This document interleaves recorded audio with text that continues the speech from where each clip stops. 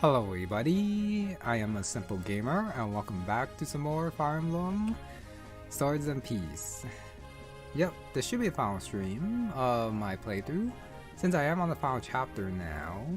I would have been done last time, but unfortunately, I did hit a bug, where I guess if I fight one of the enemies with, from one range, like a ballista that has point blank, it just goes in animation and just doesn't stop. It might happen here, but yeah. I basically played up to, well, close to where I was before. I did save state to make sure it doesn't happen again, but I do have now a different problem. But yeah, I'll show it to you once we get in the map.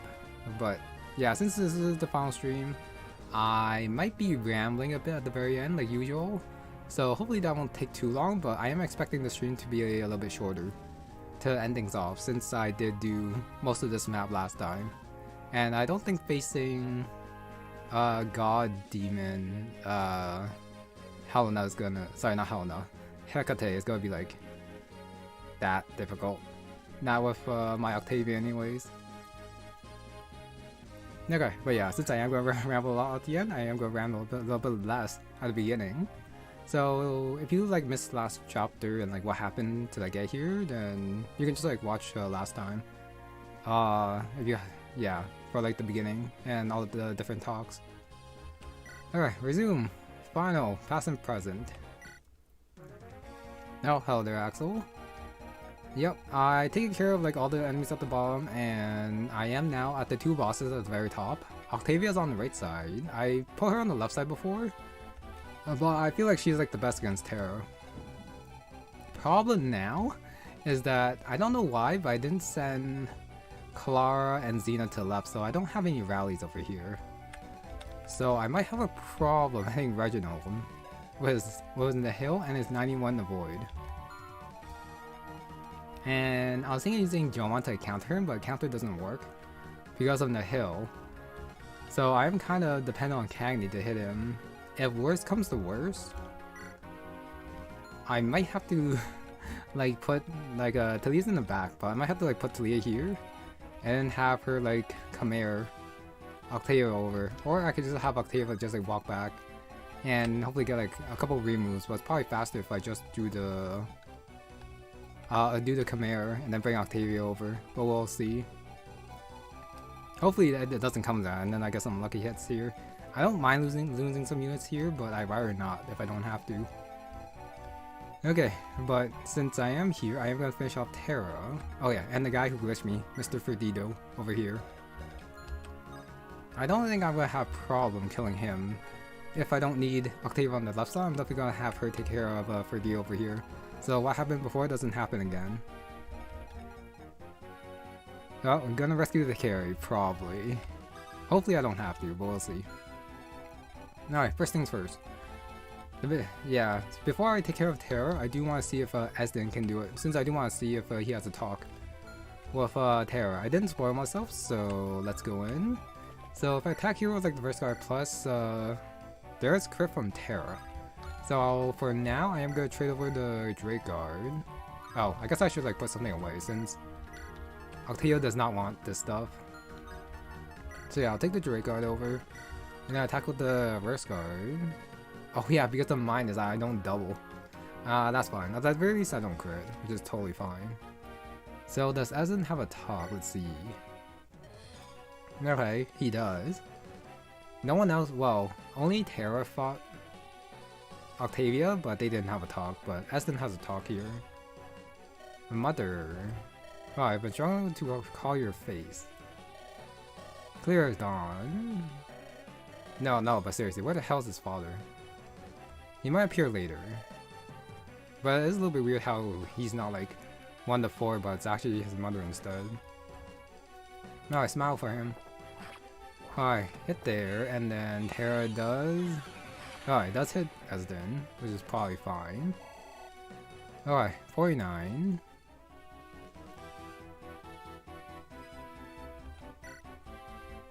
Wait a sec. I was planning to move down, Canto plus down, and then have Niall take the guard. so that he won't get any crit. But I think then the hail actually negated the Canto Plus. So I couldn't Canto Plus after attacking, I think. That's an interesting interaction that I didn't think of before. Very interesting. Alright, so that's a little bit awkward. Okay. So I can probably attack here with Niall with the Steel Bow 1870. If I take the Drake card, do I get doubled? Oh, there's no doubling here, so I guess I can just like do this.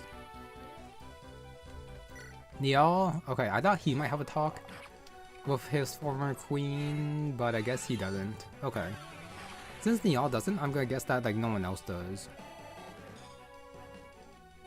Unless Epilogue and Zell does. But like the chances of Enzel having one and Niall not having one is kinda low. So if I had to guess, only Esmond might have one, but I really do want to attack with Enzel, but I kinda need Enzel to heal. Because I am in Ballista range. You have Candle plus denied, it's fine. It's not like I actually need a guard anyways for Niall, which means that Octavia does have to finish off Terra right here. And then if I get the well, I guess I don't really have to face these two, since these two should be able to take care of them just fine.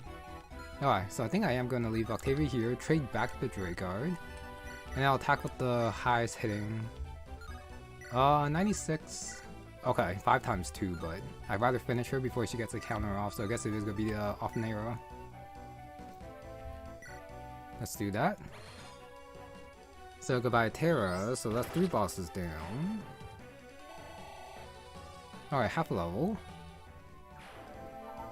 Alright, and then she does get removed, so yeah, I think I'll let the rest of my guys here take care of the rest of the enemies on the right side. I should be fine, since I really do want Octavia to like get closer. Problem is that Talia is a little bit far away. 7, 8, 1, 2, 3, 4, 5, 6. She needs like 2 turns to actually get here. So in the meantime, I might just take out the Ballista, honestly, to get him out of the way. If I use the burn from 2 range, I really shouldn't do that thing that happened before. Where it just like lags. Maybe we'll turn off animation on the Ballista boss just in case. I do want to see if it happens still from 2 range. If it does, then I'll turn off animation since I did save state it. This is actually like the first time I save stated in this game. But I am attacking from like 2 range, so it should be fine, yeah, for the bow animation. I think it's just that they don't really have like an animation for the 1 range, which is what caused the game to like bug there. Since for the short bows, they just like turn the animations off and that's it. Okay, heal Niall with Tazrin. Honestly, I guess well, let me see if Azel can kill here.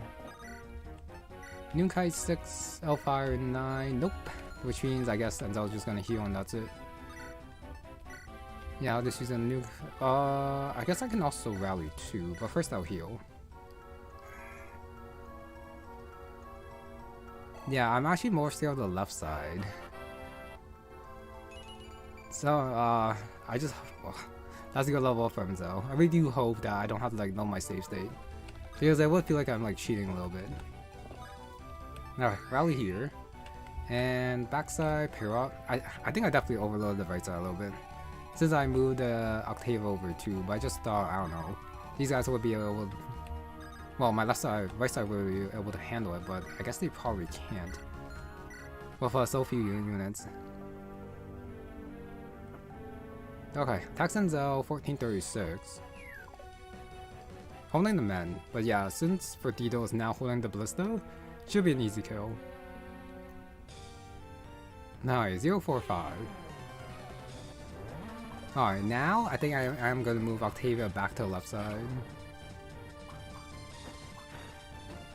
And then get, I don't know, get Chimera back over. Depending on what happens. I might have to like surround the boss, we'll see. That 3 crit. Oh, can he dodge that one? He might get doubled by Luna, because Zangira did weigh him down, but the Zangira is definitely for the boss and not Dorgo though here. Okay, he definitely had a chance of dying. So probably not like my best plan. Now I just gotta see if she gets crit by this guy right here. Oh, 417. Okay, so crit wouldn't even matter. It'd be very nice if Kenny actually hit this though.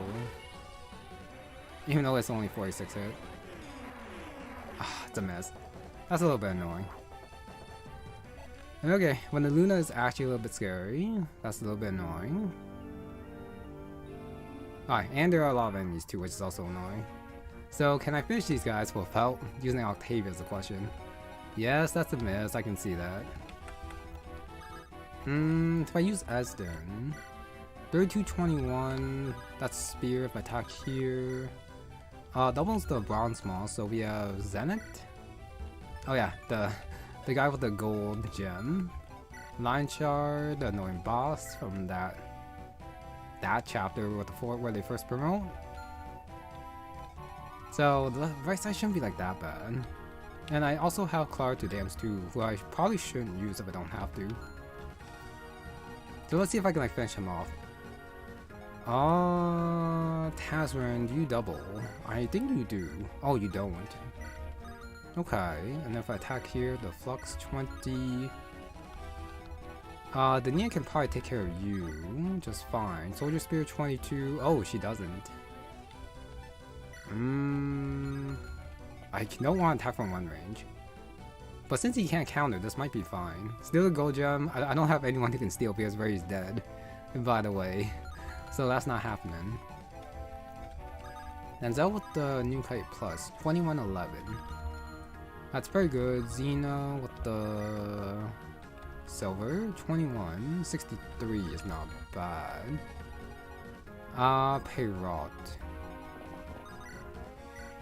Okay, that's an easy kill. Peyrot might be better against him. Oh yeah, that's a lot better. Okay, then I guess I'll take care of Freedom with Peyrot. He actually has pretty nice stats. Yeah, and I realized once again, when I off stream, I do play a lot faster. Since I don't have to like commentate. So yeah, just want to mention that for like all the other streamers out there. That's just like the truth. Okay. That's a decent level up for Peyrot. Niall might be able to kill here. He does. Well, anyone can probably kill this Ballista guy. So you can't counter on the Ballista, despite having point blank. Okay, and then range +1. I guess it is because it's like, what, 3 range? So the only way you could like attack him is on a 2 range. But yeah, no bug there since I did kill him, and he cannot counter. Okay, Octavia can probably attack here. 1927, 3015. Just Warrior Fighter Resolve. Speedrun on her Sphere Eru off screen for real? No, I'm not that fast. No, definitely not.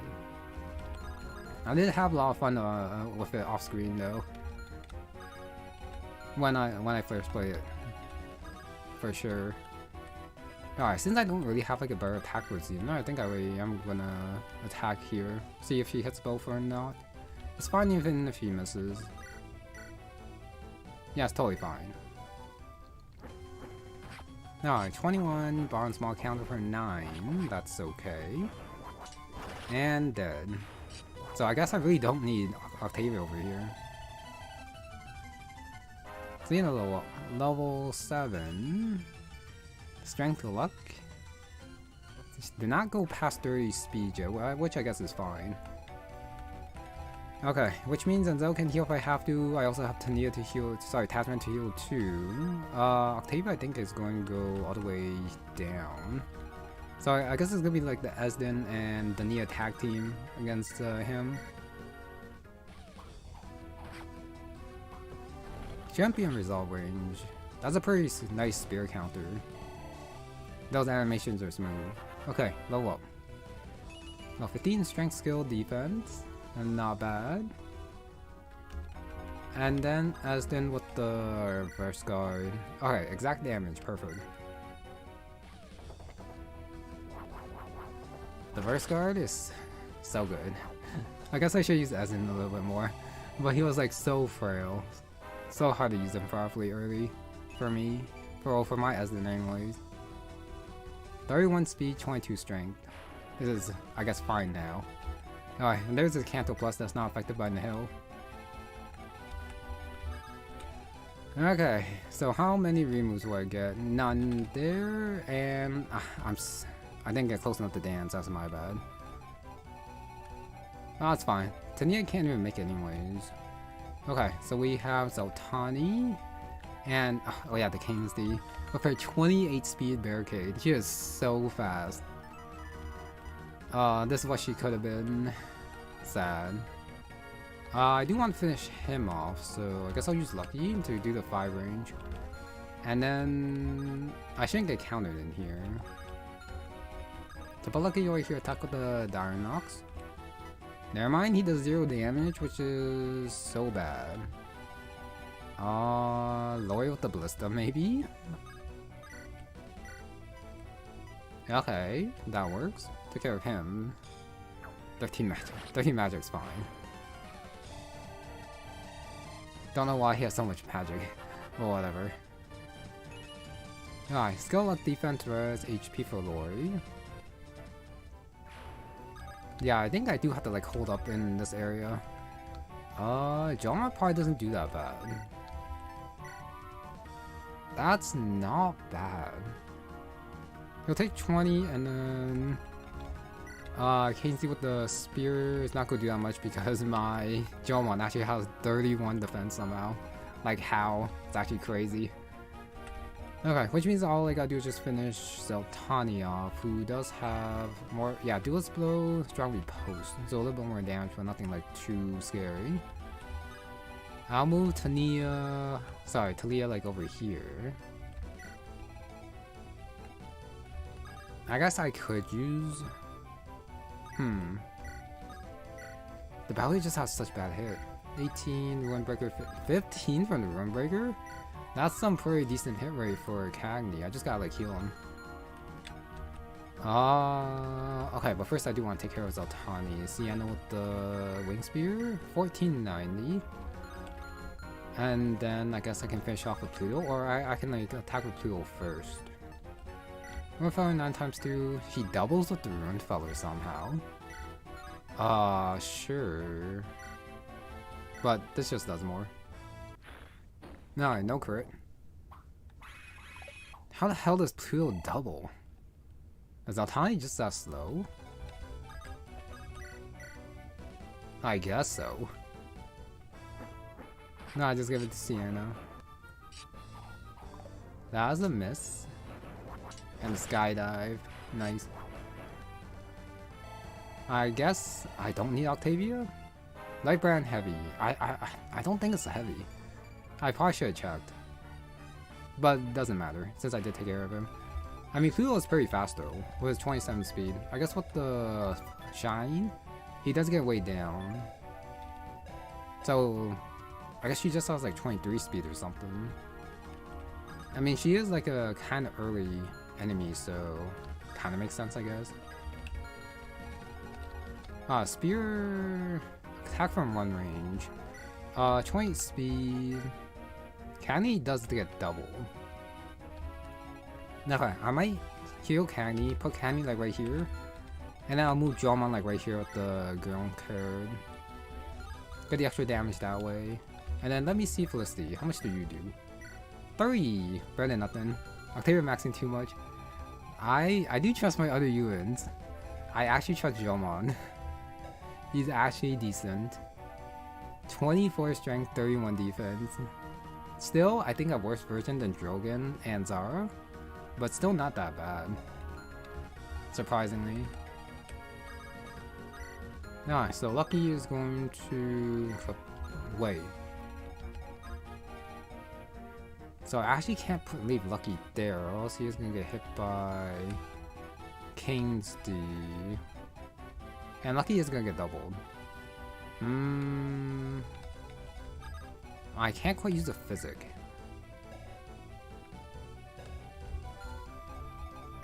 Oh, kind of bounced around her guy's personal weapon and let him get killed. Yeah, he did. He did bounce back.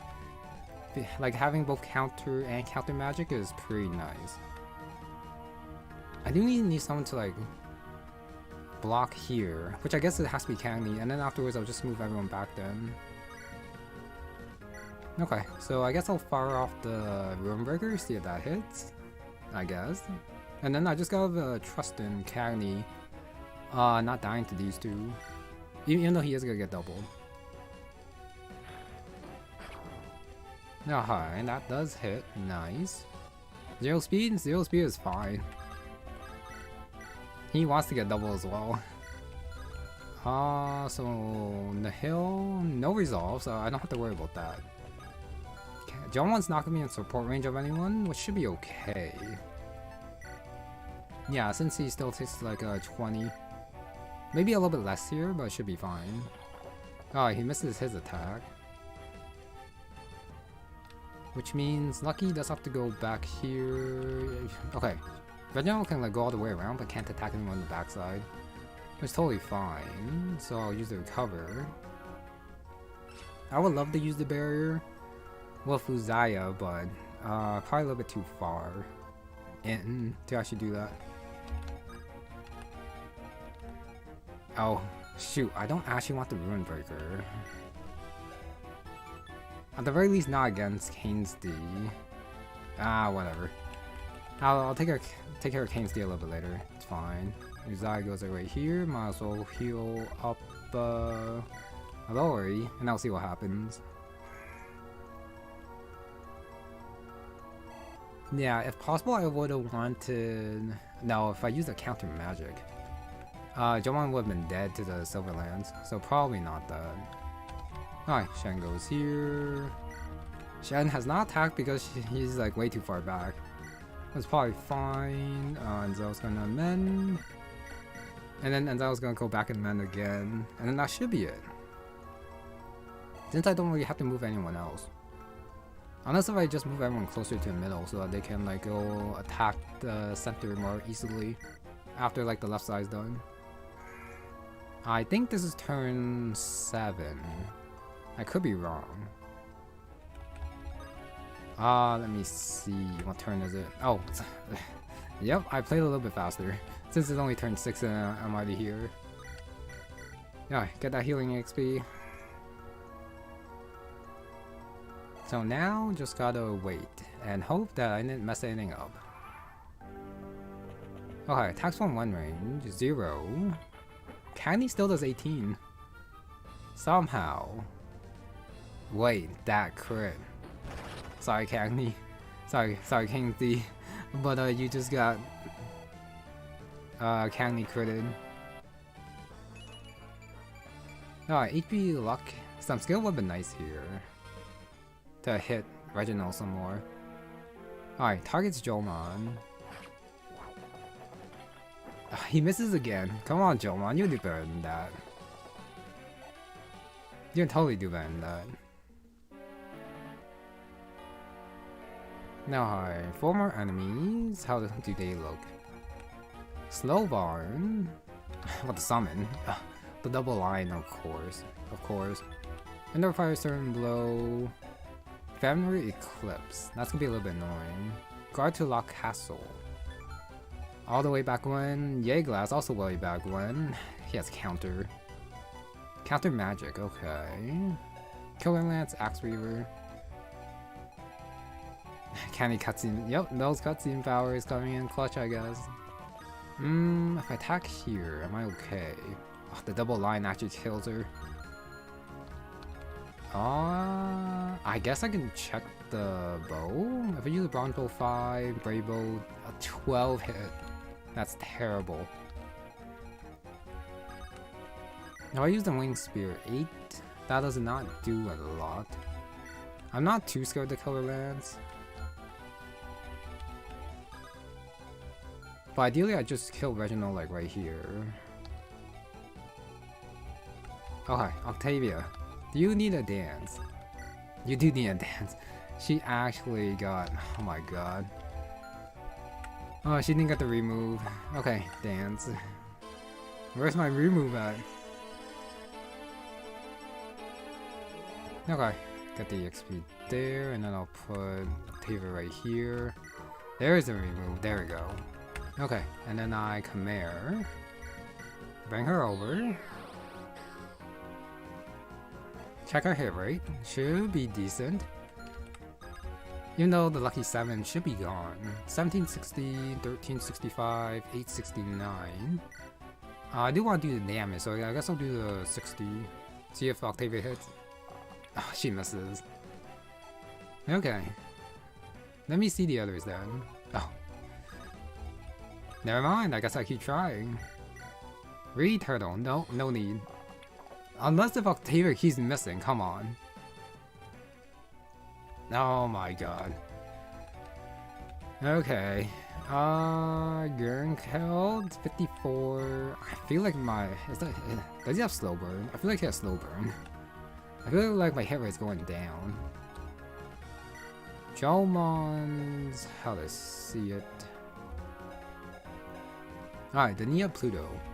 So Pluto, I guess I'll try to attack with him. Oh, nope, no damage. If I attack with Canning right here. 63, Belial 26, Zengar 39, 41. I don't trust the Zengar hitting though. So I should probably take care of the guys in the back. And then I just gotta trust Octavia dodging. She doesn't get doubled, she has Miracle, she's not gonna die. Which means I do have to kill the rest of these guys over here. Oh, 34 times 2 somehow. 27 times 2. I guess I can like attack from one range. Yeah, getting crit is totally fine. Runebreaker, Belial, 34, 64. I guess I'll do that. This is a Cagney and John show. Yeah. Oh yeah, this guy's counter magic is fine.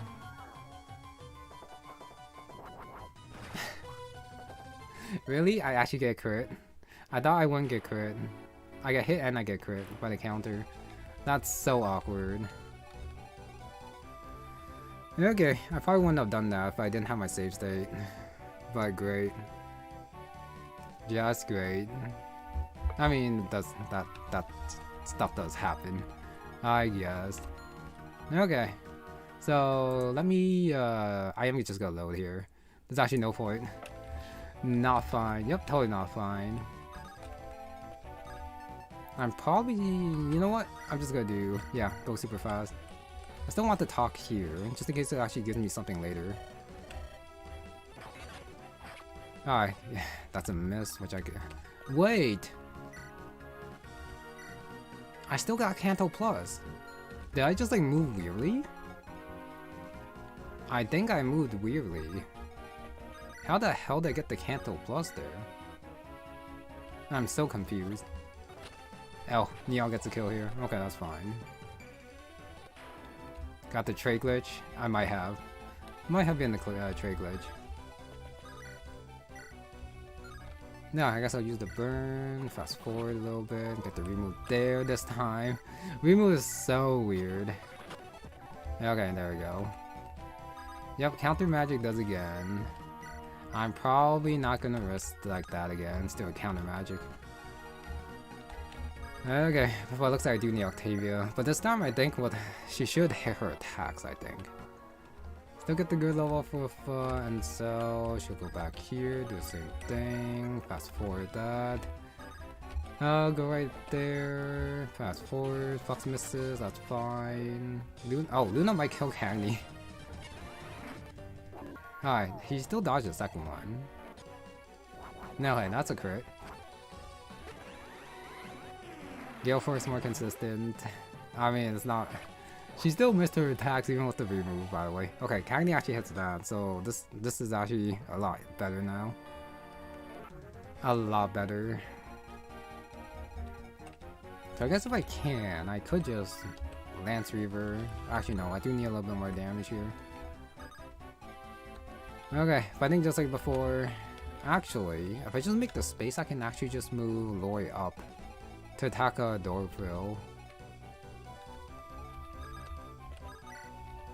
Alright, let me see if I hit that Gurn kill. 66. All my hits are attacking. They're hitting this time. Makes all my planning from before kind of waste. Let's do a counter magic. Good job, Jomon. You actually hit your attacks this time. But I think missing like 360s was a little bit. Well, 460s was a little bit unlucky. Alright, fine, one from Fate. Kill you all. Fate will come. So the middle platform is a big platform. Then what are bridges for down there? The version that will bring existence past its limit. Genius save state. I mean, I save stated for the bug, but I guess it's to also make things faster here. You don't deserve to live. Don't deserve to die.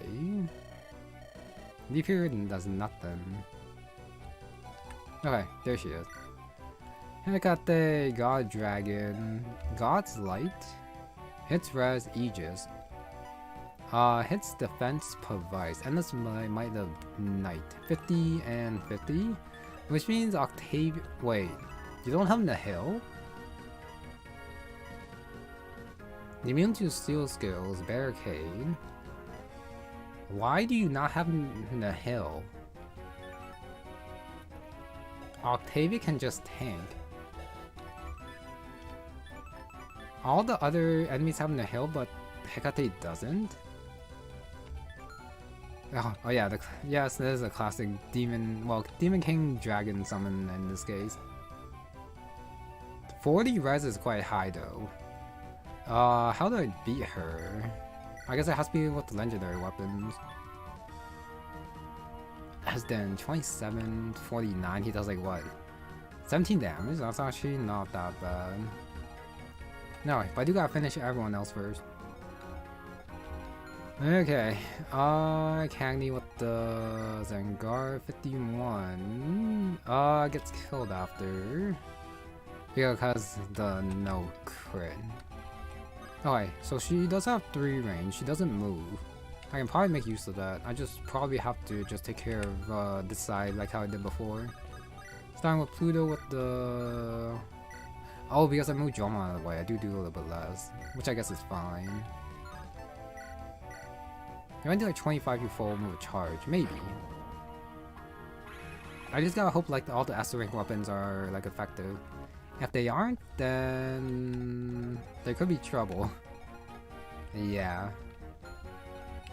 Okay, Sienna can attack here, just like last time. If she misses, that's probably fine as well. Alright, do a spin dive again. So Sienna does hit her attacks. Strength skill. She got skill this time, sure. Okay. I can attack here with the bronze bow 15 times 2. Take out a doorbell.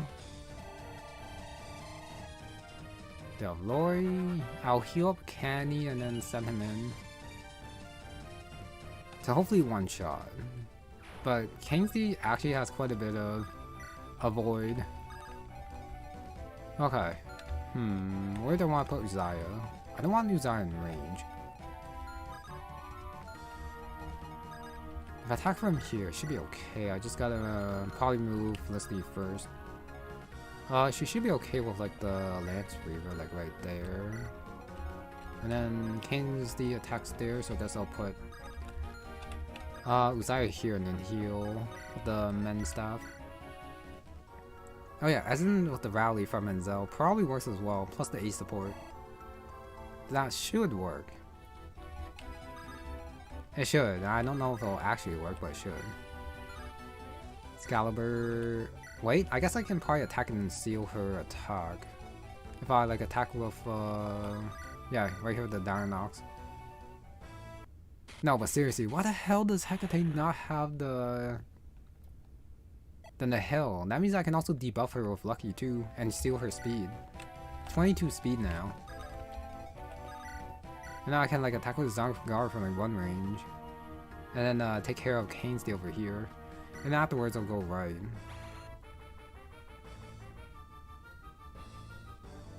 Special attack from Cagney.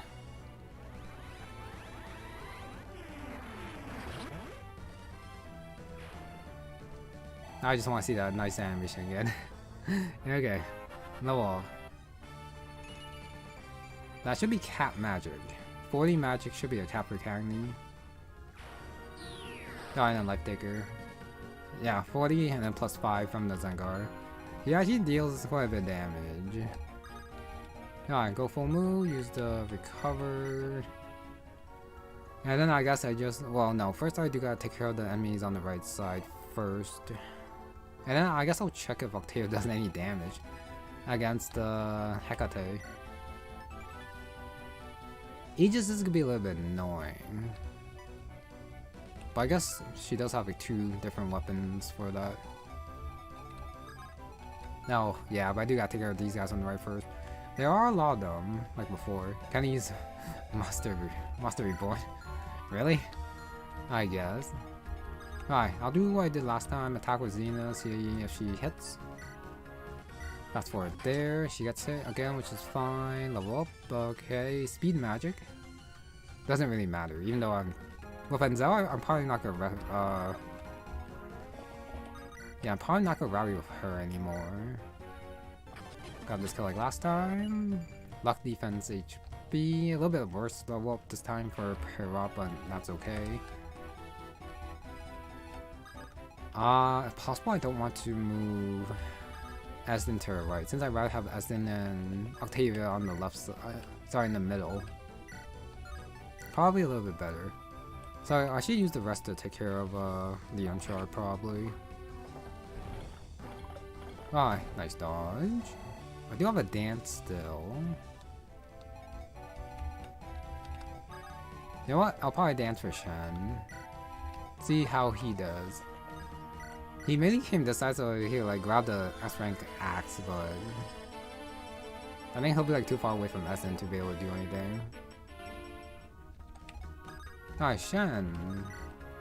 7 times 2, aiming sword 7, I guess it's the bronze maul. Alright, that's a miss. Alright, 26 HP left. I guess the Nia should be able to do it. Armor Slayer does do it if she hits. She does. Fancy attack. Should get to like full level up. Alright, 95. Level up. Level 15. Skill, speed, defense. Alright, Octavia, do you get the remove? You don't get the remove. I feel like I've been a little bit unlucky with my removes. Just saying.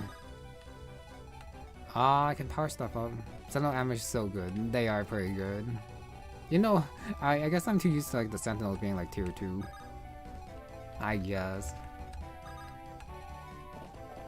Now hi, I guess I'll move Enzel up here, do the mend. And then check how much damage she does. She probably does like 0 damage. There's like no doubt she does like 0 damage.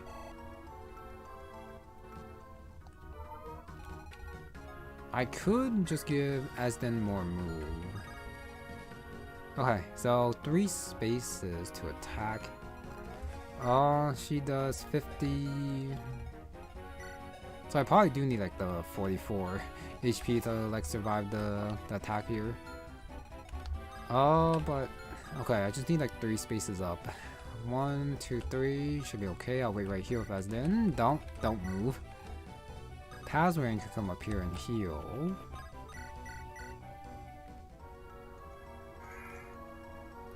Now I'm pretty sure Hecate does not get weighed down by her weapons, so there's gonna be interesting. Nuke Plus, it's effective, but it does 0 damage. Sentinel Jaka being iconic? True. Wait, if I rally with Enzel, I won't be able to move up with her. So, I guess next turn I have to rally with Xena. And I'll put Enzel like close by. And then probably have her in support range at the very least. Okay, enemy phase. Nothing, just more enemies coming out, which is a little bit annoying. I can probably ignore them if they're not too close to me. Mr. Counter Magic guy that killed Cagney last time. Lori with the Brable probably doesn't do not much against him. Never mind, he just quads. And against the Fenrir, because it is gonna be Sienna. 9. Okay, just double line. As though doing Zelda actually easiest 100% proccing. Yeah, that's true. But I don't know, worth a check at the very least. Since her weapon is effective against dragons, it's just that, you know, it's not. It's Enzel, so she doesn't do like that much damage. Alright, that's 18, and then Pluto probably doesn't kill. Ruined Fowler is 6, Shine is 9, so I need someone else to help me kill here. So I guess it'll be Lucky. Down knocks is 0. Lightning 4 is fine. Lowering his speed doesn't matter, since I double him anyway, so maybe I just use Jomon. 32 times 4, wow. He has a double line. Even with Barricade, it's not gonna kill. Actually, is it gonna kill? 32, 16, 8, and 4. It might. I still feel like the best way to kill him is probably with the Berry Bow. Even if I miss some, it's fine. I'll just use someone else then. Alright, I did miss one. Down to 6 HP. Okay. I guess I just check if I get like a crit. Probably not.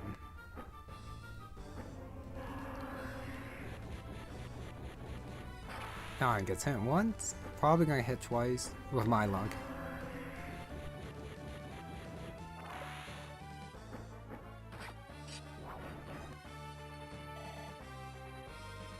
Okay, I guess I was wrong. Only one hit, that's totally fine. Oh, the silence, that's a little bit annoying. I guess I can just like surround him. The Eclipse to the 3 range, as long as no one is in like 3 range, it should be okay.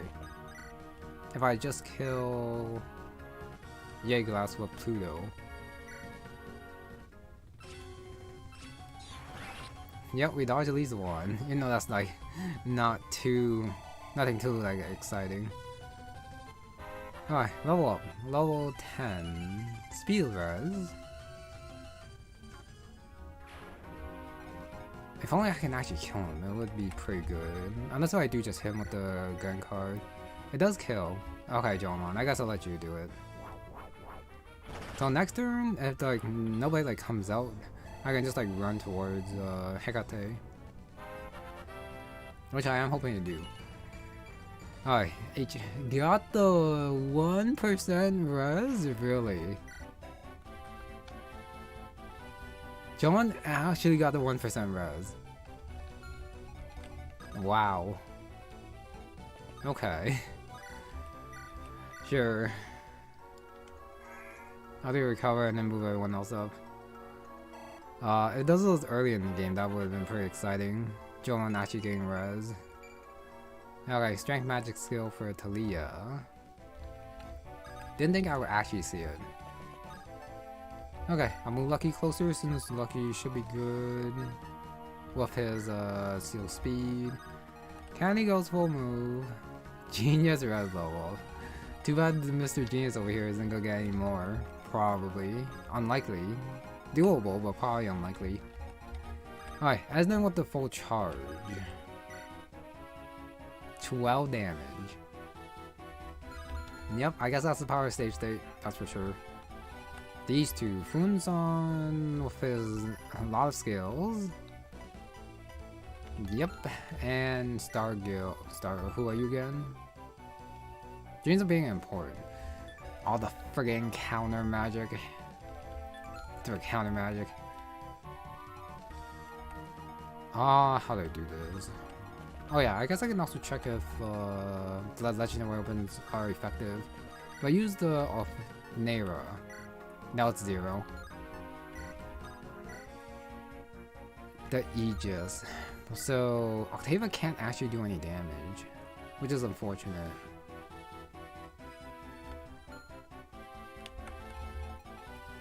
Yeah, not that many people can actually deal damage to Hecate. Even if she like switches.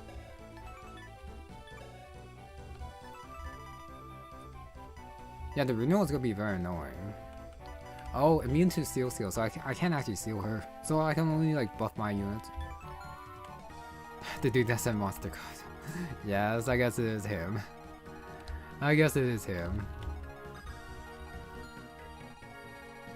So I probably do need Candy, like buffed up Candy, but then I do need him to switch over.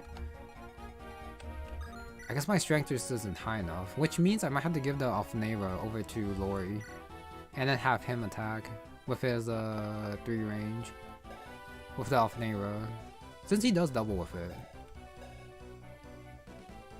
Does he? No, he doesn't double with it. Because it probably weighs him down. 25 con, 24 A, 3 leadership stars, barricade. Asden is not it. Even with like the charge. And then afterwards he'll like counter and probably take quite a bit of damage too. But I also gotta take care of these guys too.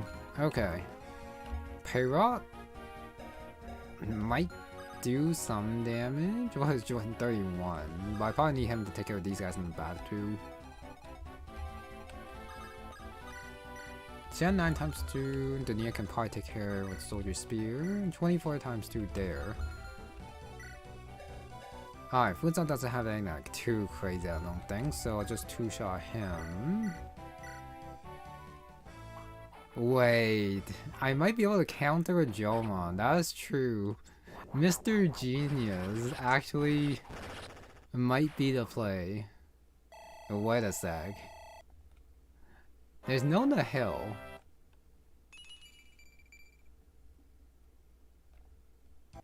He does have barricade.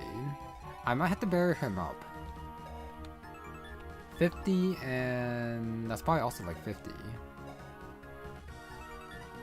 Oh, wait a sec.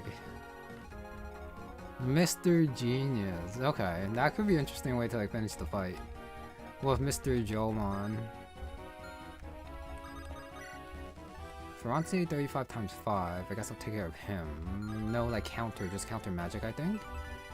It's so weird that Hecate doesn't have Nahil, unless if there's like a phase 2, which there might be. But I also want to see Nial's talk as well with Hecate if I can. If I attack with the Slim Bow, 12, 24, that's capped, and then I can probably take a weapon away from Nial. Nope, I don't want any of those weapons. Peyrot. Might also have a talk as well. Same with Tazran, even though Tazran might die. I guess I should check Tazran, see how much she does. Okay, she gets double, so she's definitely not gonna attack there, so I guess I'll send her back here. Flux 18, Light Reaver 22, I guess I'll use the Flux. Oh, but then I'll get countered. I don't want to get countered, so I'll probably attack last with her. So I guess I'll start with Xeno. Which means that I'm not going to rally this turn on... Well, Ezen doesn't want to go into attack anyways. Unless if I am just crazy enough to send him in and tank.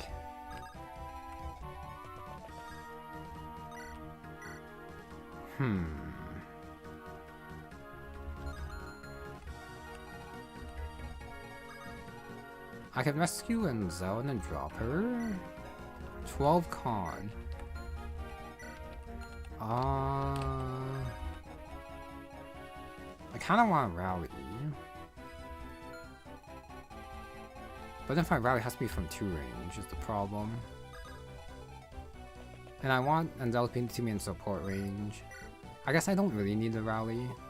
Ezen should not get double with how speedy he is. With that 30 speed. He's not gonna like do damage with the counter, but that's probably fine. Yeah, that's probably fine. That Luna. Nice. Wait, which means Shen might just like proc the Luna, and also... Which means I also want Shen close to the middle too. Power Staff? The problem with Power Staff is that, even if I Power Staff, it doesn't get her out of rally range after. That's a decent level up for Shen. Even though he's still like pretty... Still has like no strength. Alright, I guess I'll go there. I can also check how much. 50. So that's actually decent. I really do want to rally if I can. Okay, Tasman, I guess I'm gonna heal back here. I guess I could just rally and then have a one attack, because I think Tasman the rally doesn't get doubled. So I probably should have sent her closer, but yeah, I just gotta see who has like a top with Hecate. Yeah, I would dance if I can. The problem is Claw is too far away to dance, so I guess I'll just put a full move this turn. I'll move Esden. You know what? I'll just put him in front and hope he survives. He should. Just in case, I guess I'll also give myself. Actually, no, I won't be able to move out of the way.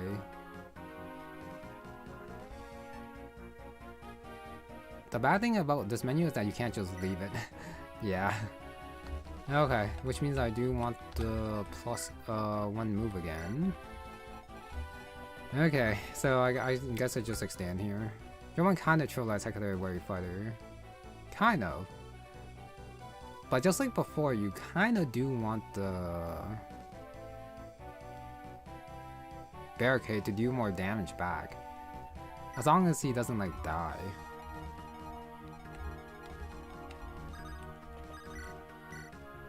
Yeah, okay, let's see if she switches over to the other God's Light. Okay. Wait, if I rally here, can Octavia deal damage with the Alphanera? Nope, still 0. Alright, so I guess I am gonna move her to the left. Right there, and then I'll give the Alphanera over to Lori, since he should have S-rank bows. No, he can't use it because he only has B-rank bows for some reason. That's a little bit awkward. Yeah, that's a little bit awkward. Now she gets all the removes. Of course she gets all the removes now, even though I wanted them much earlier. Okay, there we go. She doesn't attack? Really? She doesn't attack, I see. I see. Okay, down the hill. Oh, shoot. Felicity's father. That might be a talk right there. Finish.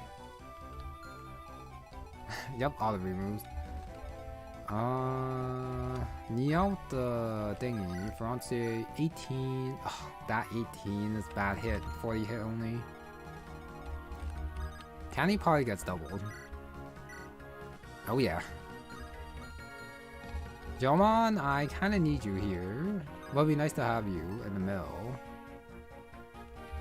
Okay. I guess first I'll use the Chimera on Jomon. Move him a little bit closer. So Jomon can't actually do anything. If she doesn't, unless she only doesn't attack Esden. Which might be the case.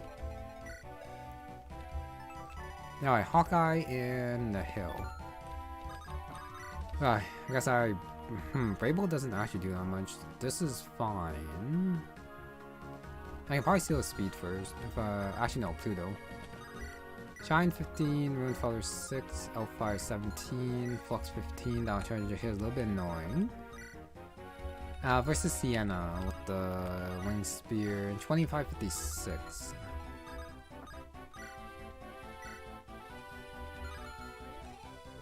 Now, I'm pretty sure Lloyd doesn't survive a counter is the problem against with his B-rank bows. He can't even use like stronger bows against Hecate, which is gonna be annoying.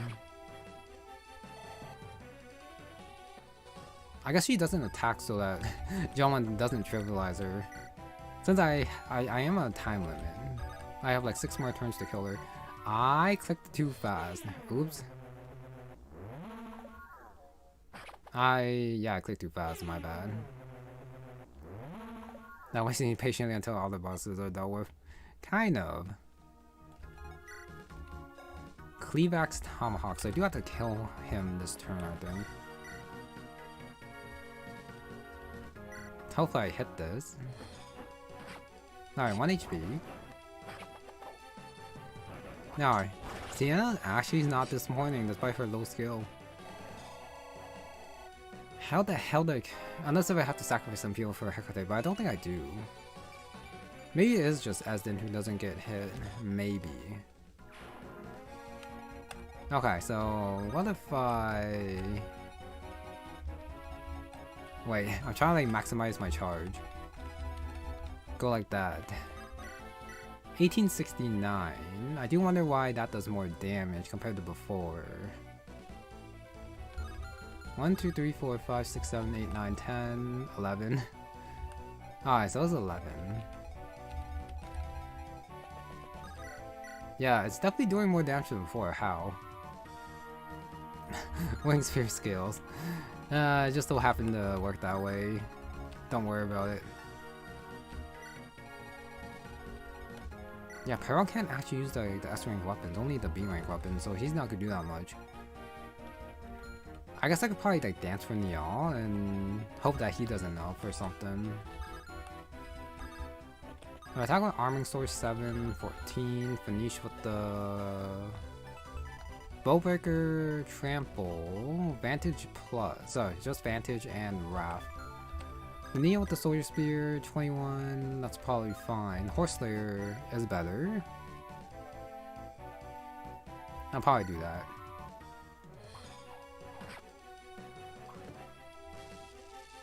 And I'll move Shen close.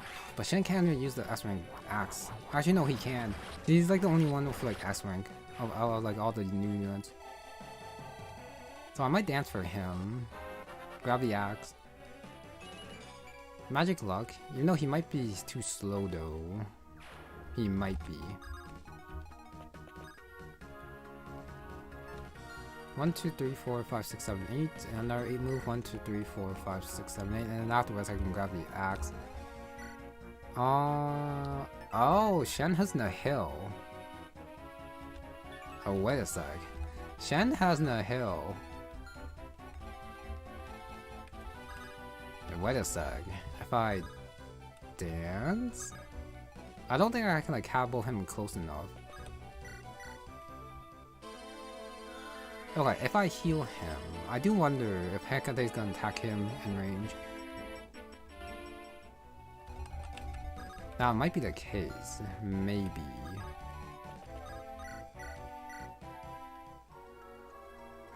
Yeah, too bad. Shen's not close enough to attack since I do want to try.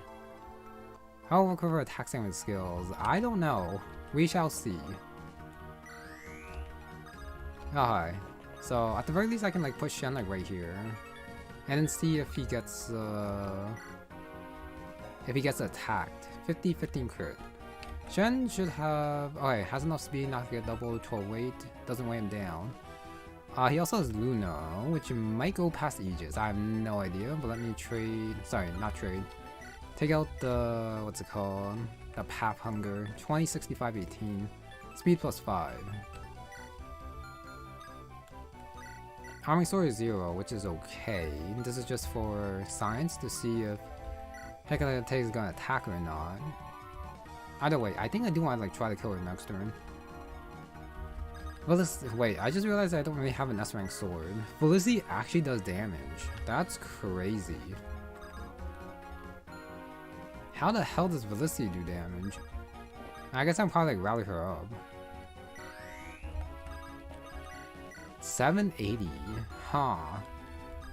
I can probably put like Candy also in support range too.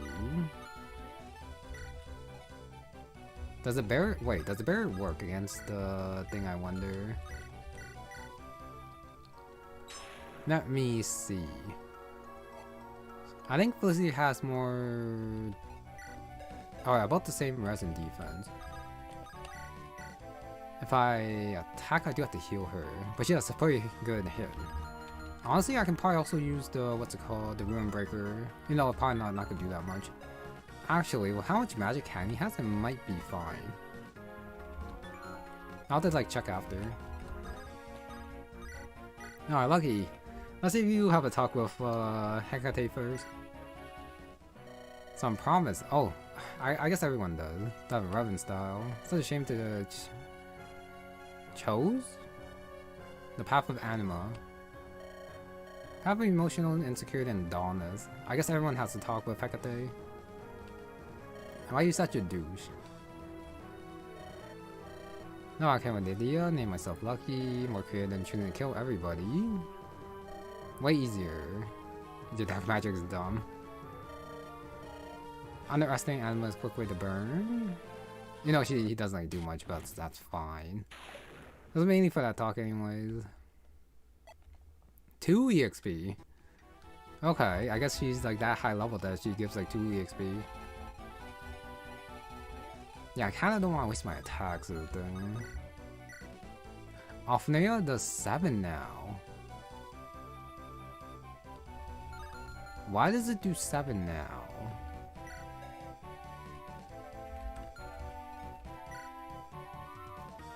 It didn't do any damage before, unless if I'm just crazy. I might be crazy. Am I underrated? According to her, yes. Sorry, according to Lucky, yes. Why do I feel like I do a lot more damage now? Huh.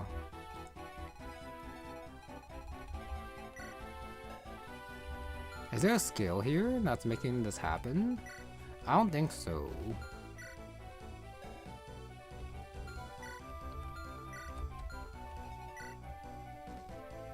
I don't think her stats went down, did they? 32 defense, 40 res. It seems the same.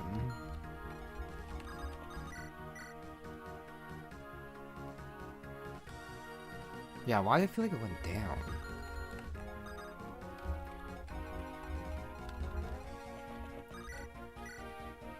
Yeah, the first card definitely did not do 18 before. Still both 48. Niall, she goes full move for unsafe 2256. No. Yeah, I think I should have enough people to kill her next turn. The barricade is gonna be a little bit annoying. Do I have a better weapon actually? Probably not.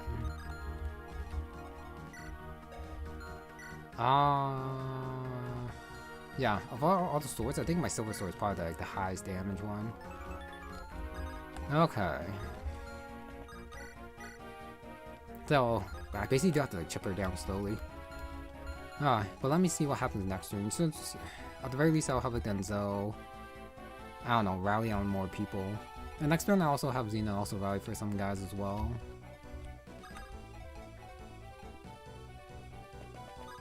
But yeah, I do want to see who she attacks. Well, if she attacks. If she doesn't attack, she doesn't attack. Alright, that's end my turn right here. Nope, just doesn't attack. So, Whisper on the top right and Bronk. This guy with the slicer bow. Yes, range +1, but he doesn't. Well, I mean, we just bought him. But he doesn't have the point blank, and darn. That's also pretty annoying too. Soldier Spear 17, I don't double him. I guess I can just like run outside his range, so I don't have to worry about him. As for him, he's a little bit more annoying. Wing Spear probably doesn't do enough. Alright, let me try to kill Hecate this turn. Probably won't be able to, but I want to try. I can also move Canny in. With the Ruin Breaker, 1 damage. So she is stuck with the... Wait, she switched over to the Vice one. She switches them. Oh. Oh.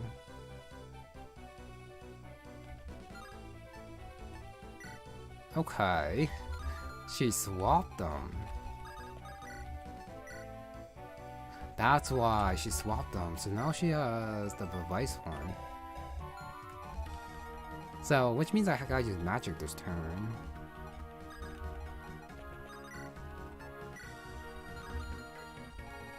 Now, which means Felicity's not gonna be able to do much, so I guess she'll like stand right here. So Candy gets the support.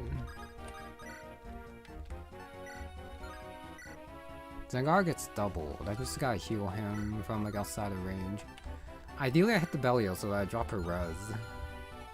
Jomon. 32 Blade Lance. Since she doesn't attack.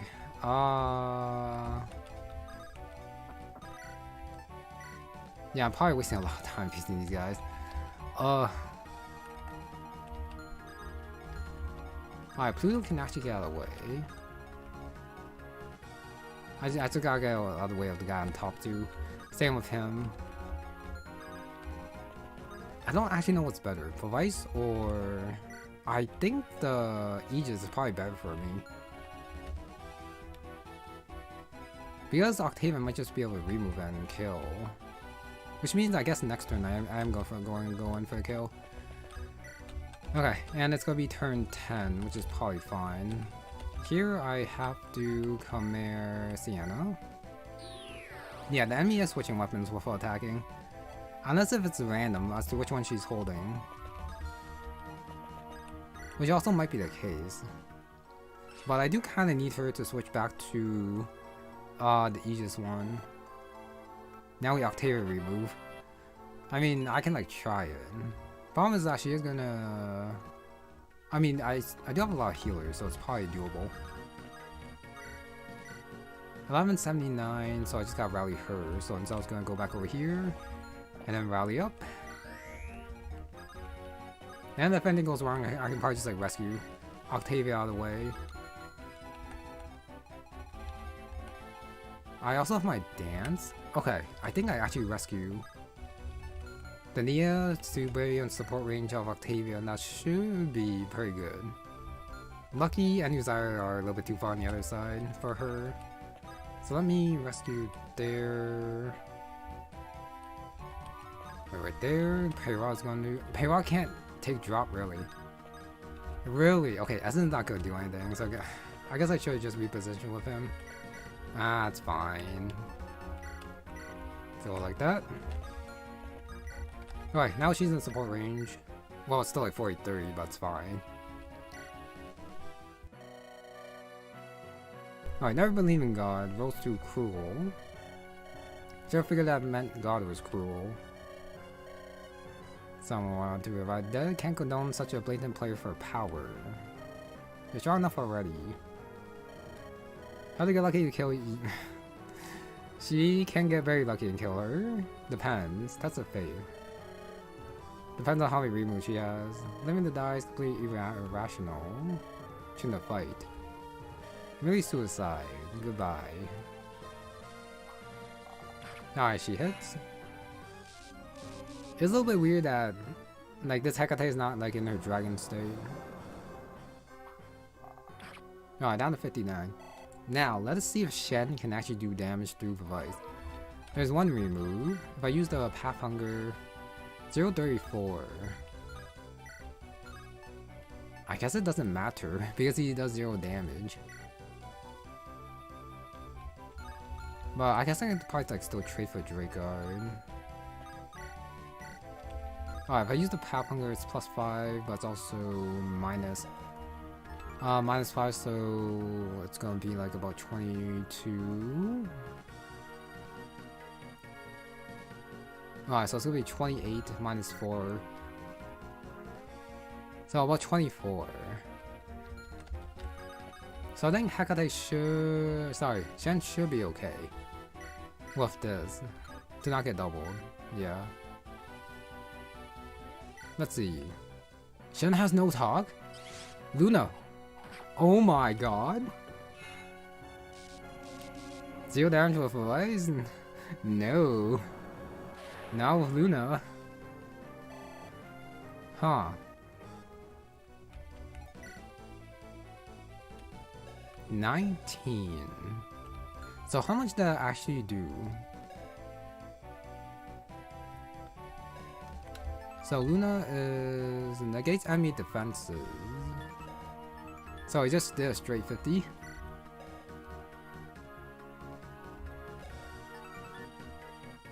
So it didn't negate the Vice. But that was Luna, not Nihil. No Jomon talk. No, I can still do it. Jomon should be fine. Yeah, Jomon's fine.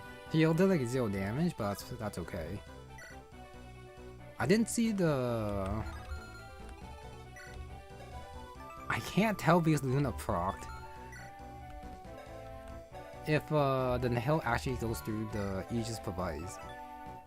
I feel like it does. It's just that Luna like took priority and did like the extra damage to the thing. So that's so weird. I don't think I have a magic weapon for Jomon because the Yermongo doesn't actually hit on res.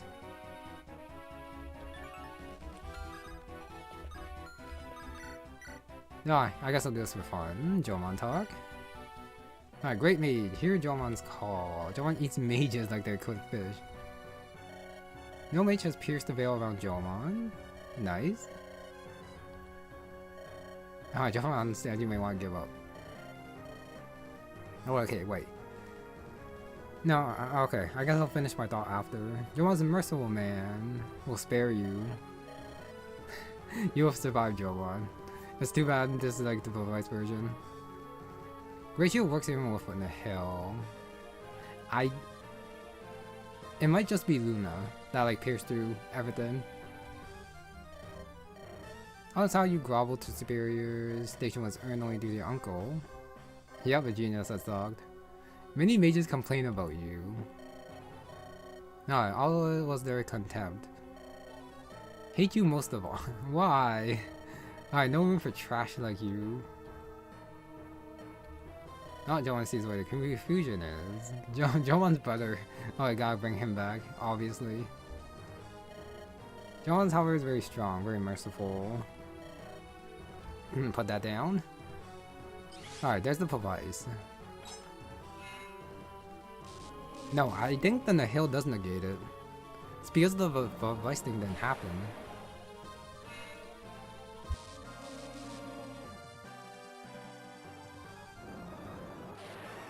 I guess Shen just is that goated. Okay, that's fine. And now I guess I get, well, it doesn't really matter if I hit now, since I just need Cagney's skill to work to get the plus hit. Well, I guess I'll do a run breaker. That far career is a little bit, I should attack her. If I knew I was gonna get her this low, I probably would attack with Felicity. And Esden as well. Wait, I can still dance for Esden. So, I at the very least want to see his dog. Be very interesting if I could like get the Claw talk, but nah, she's a dancer. Esden finished now. What's too bad? Wait, do I have a magic sword for him? I don't think I do. Talk about Flux 2, Light Reaver 6. I can probably attack with 3 range. If I have like, actually no, she has 3 range, so that doesn't matter. Okay, let me see if I have a magic sword. Let me put away the Light Reaver or Lance. I probably don't. Nope, they're all physical. That's one of my swords. It's a Kevin sword. But it's a Kevin sword, it's not your regular lemon sword. Ah, whatever. Shen actually MVP here with that clutch Luna. But at the same time, he didn't make it so that I don't get like a lot of talks. You know, I probably could just like wait a turn, giving her her stuff back, her HP back. But okay, let's go Esden. Time for you to get hit. Dot. Speechless. Understand. God's Mind is too great. Yep, no magic lands. Is what it is. Revelation.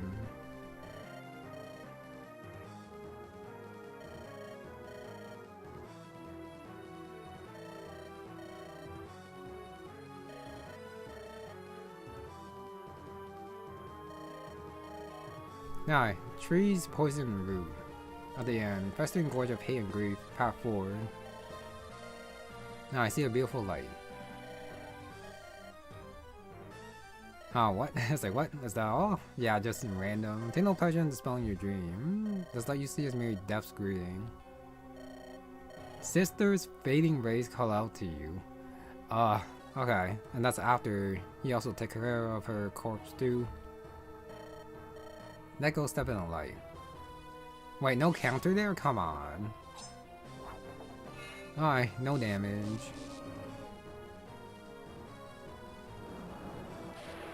Alright, Aston tanks that, double provides. So how many more attacks can I get before I have Octavia finish this? Like that, Octavia with the... that's not 100 hit. Alright, burn is 3, hunting bow 14, so I might have to deal a little bit of damage actually. Just a little bit. Fire 14 is 56. I guess I'm fine if...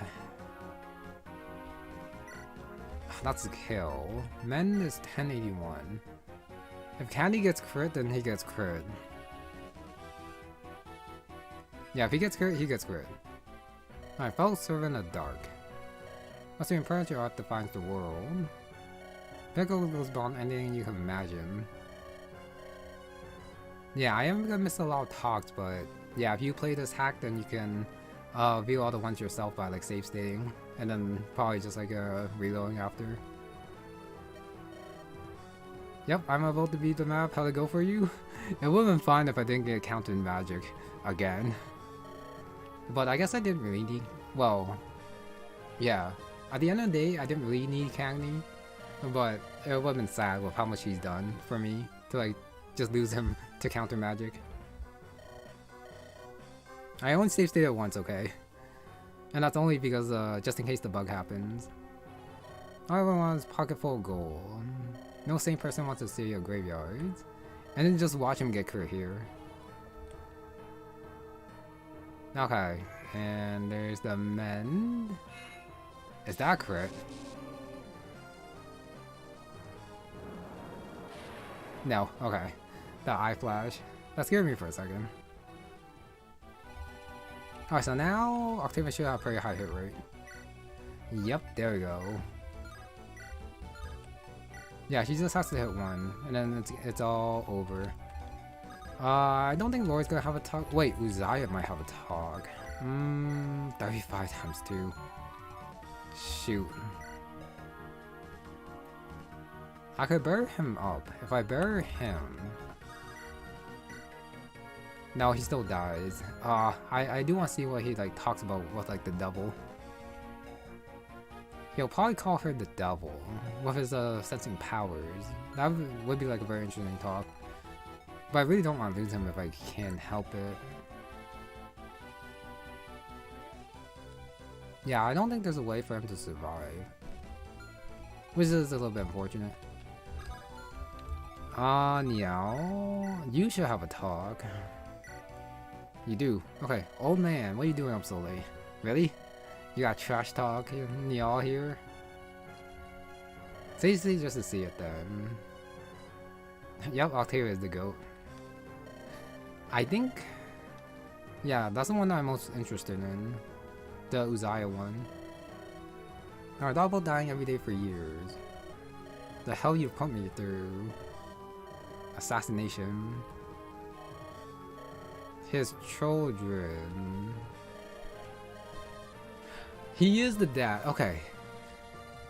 I kind of knew it. He is the dad. No one for empty love, you only need to crush your skull. Started seeing ghosts, old man. Never seen you before in my life? Yeah, I can't believe it. Makes no sense. Yeah, how did he survive that though? Alright, it's the truth. Face it, you witch. Even your base's plan failed to function. That's why he's not one of the 4 generals, because it's Terra. I'm the god to try and shape the world. Arrogance I once held and left behind. Such high violence. Alright, there's the device. Alright, it's pretty cool like getting like the confirmation about who Niall is at the very end against Hecate. Especially with how much he cared about Esden when they like met up. Okay, so let me save state here. Just gonna submit another save state. Uzziah, you are going to die here, but that's fine. I'm definitely not gonna lose you to this. Alright, Hecate, the god. One god. Your aura. Really? If possible, it would have been very cool if I got like a maxed out Uzziah or like cap stats. This line would be very fitting. How natural talent that rivals Helena and I. Ooh.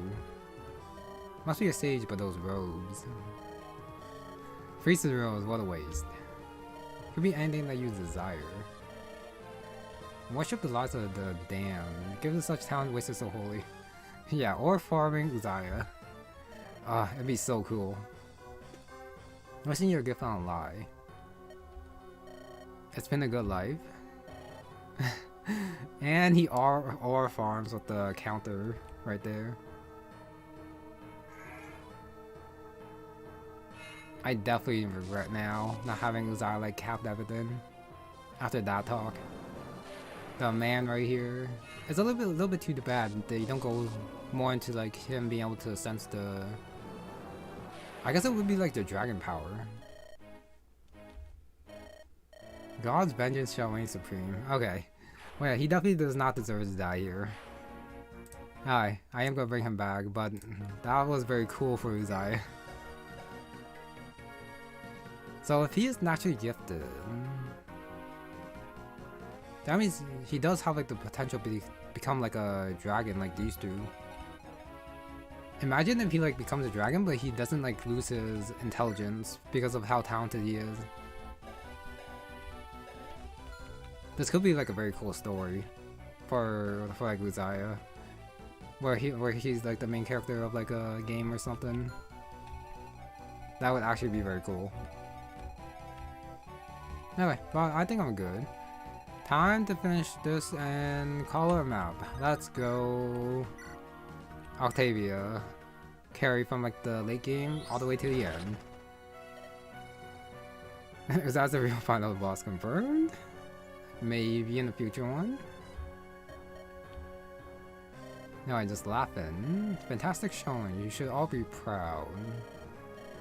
Oh, you have attained it, bud. Oh, if you crack my every bone, she'll be back. I will not die, but Helena should have a way to take care of her though. That little EXP. Alright, Octavia ends level 22. Just get defense, sure. Alright. Now is it over? Oh, but I lost your task is on end. Battery but not broken. Change is nil, but they are triumph. Not as long as left reigns. Phoenix mode activated. I can't say no to that because I did have to load my save state. So it makes sense that she gets it too. Alright, man has no recourse. Don't understand you. No, all at the hand of death. Alright, greed leads to death. Sorry, greed leads to death. Life begets greed. Yeah, probably her understanding of like the Sarens.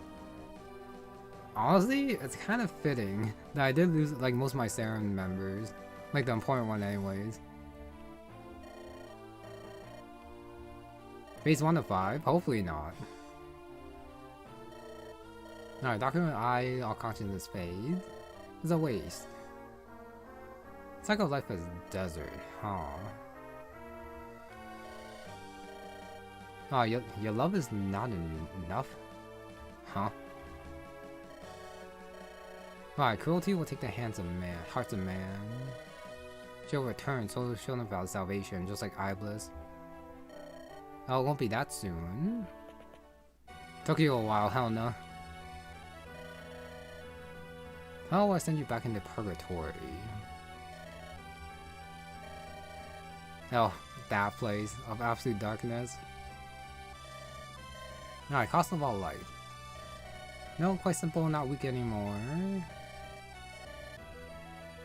Alright, had time as well. Use the pun just how to stop you. A solution. Keep the cloud damage limited, keep you down. No, weak but you're not strong.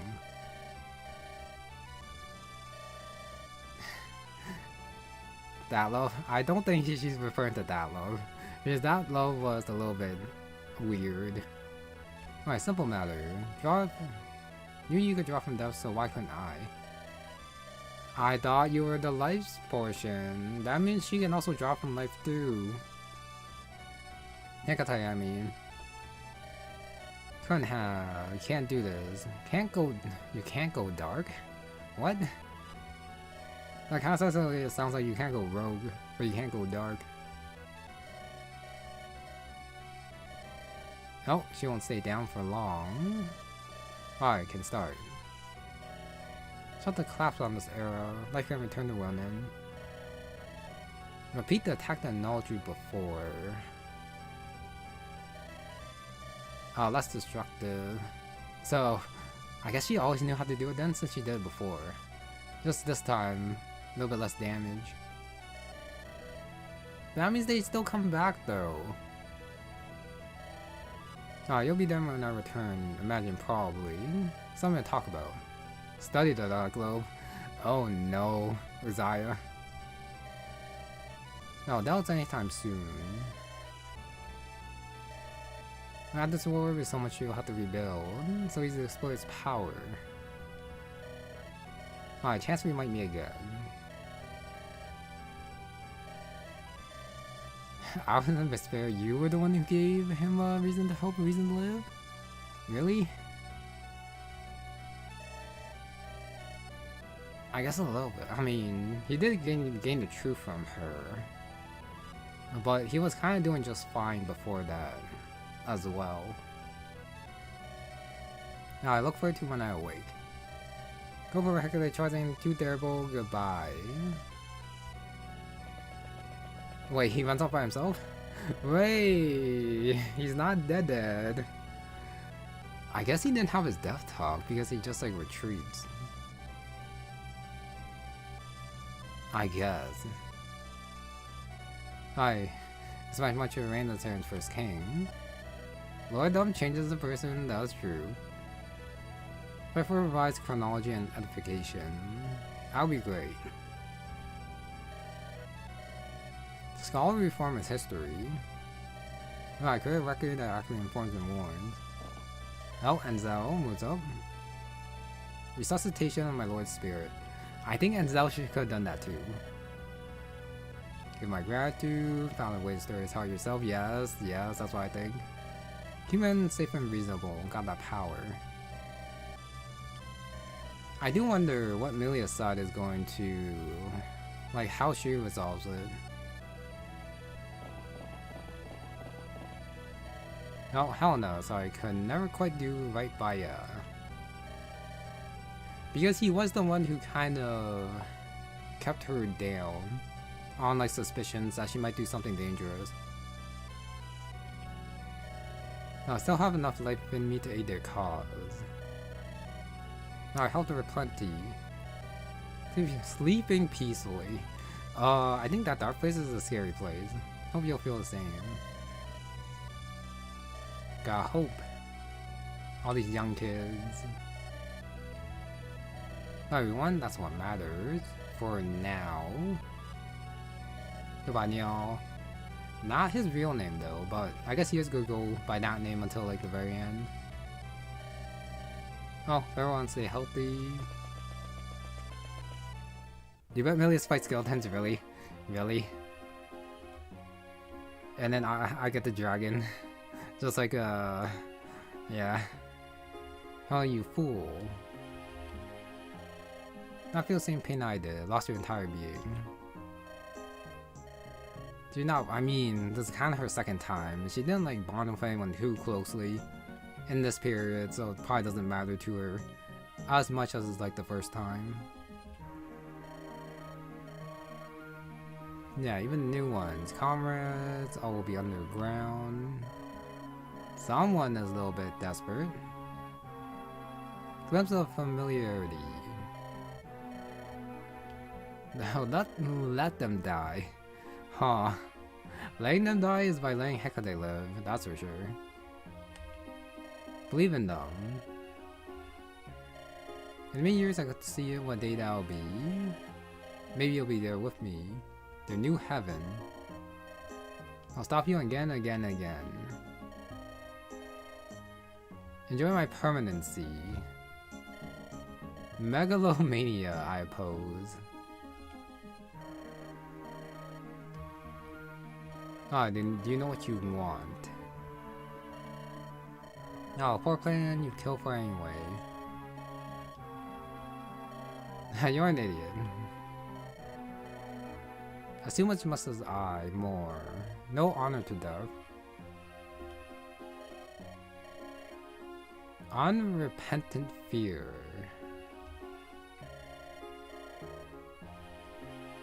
Alright, all blind lie.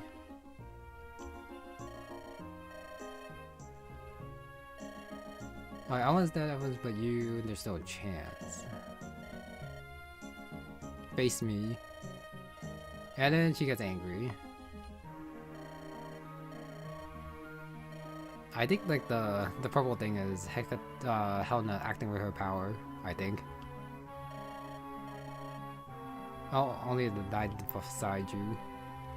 Yep, there we go. Now meet again. And that should be it. Epilogue? Epilogue. Oh, and there's the title drop. Swords and Peace. I do wonder why it's called Swords and Peace though. None of the main characters use a sword. Peace is fine since that's what they were fighting for. But why swords? I didn't even get an S rank sword for anyone. Alright, Restoration King. Reach a new world, the ways of the old generation must be abandoned. Now, I'm pretty sure Ray's gonna change that so that the God and Devil world are like reversed. So yeah, the Devil's old news. Doesn't reveal the truth of God. Asen's army of strength quickly quells the chaos. Well, their divine blood. Oh, he doesn't use his authority. Warrior hero, so he likes to stay away the powers and rights of the Wellborn. People don't like him, definitely.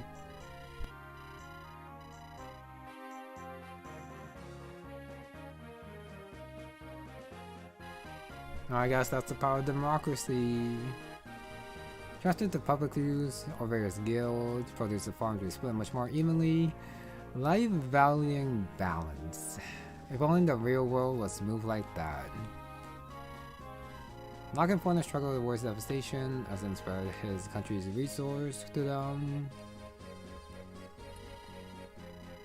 Oh, restrictions were light. Moon Imperial caravans reached an unseen height. Borders slowly fell. Kinda sounds like a unification. Industry moved away from cities towards guilds and coalitions. Still the four countries though. Enzel, Queen of Drake.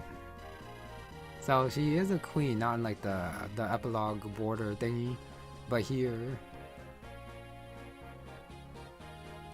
Do you get this even if you don't get the good? Yeah, you get this even if you don't get the A support. I wonder.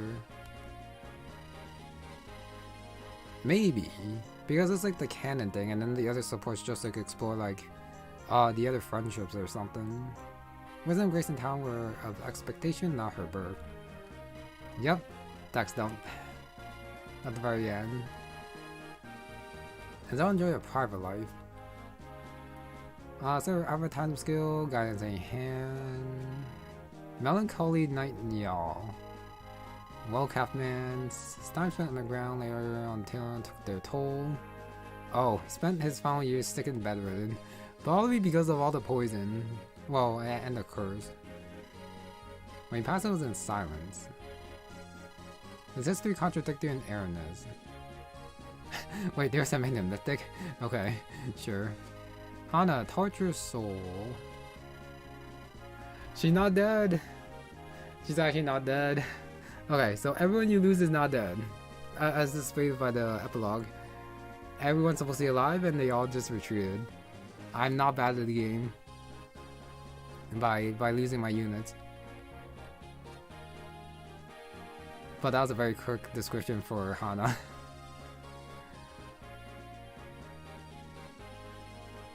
I think I lost a couple of characters, so I didn't get their talks though. You know Hana got one for some reason. Alright, Ray. Ray Pastor King Esden. Alright, eventually Esden convinced a sweeping change was made. For later. Maybe we skipped him or something. Saren and Druid were unified. Huh? The Eastern League. Who's the king?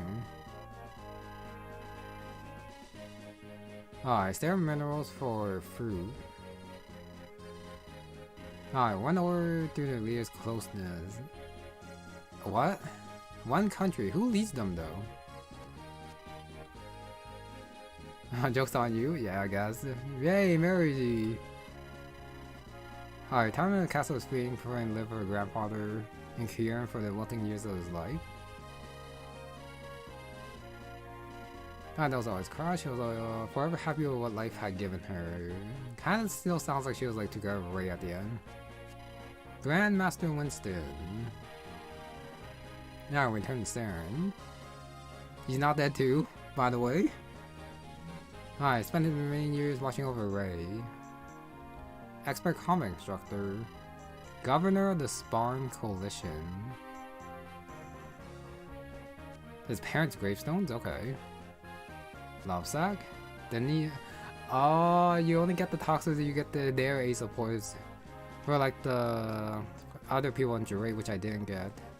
Unless they skipped them because they were dead on Milia's side. But everyone on your side is still alive. Alright, Fame Paragon, Fortune Favored. Dania became an icon. Okay, does she get her father back? After a long trial, father was free from chains finally. I was kind of invested in like her story. Focusing on her dreams and pursuits. Besides loving her girlfriend, became clear she wanted to work in law. She finally got her father. Holy. Took like the whole 4 years. Okay, with Dania's time in law, Octavia's Huns two spent more time apart.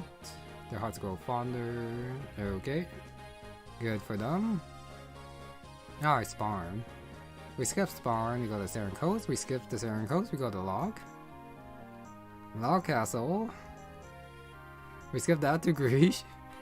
We're skipping quite a bit here because I got the very untraditional ace support.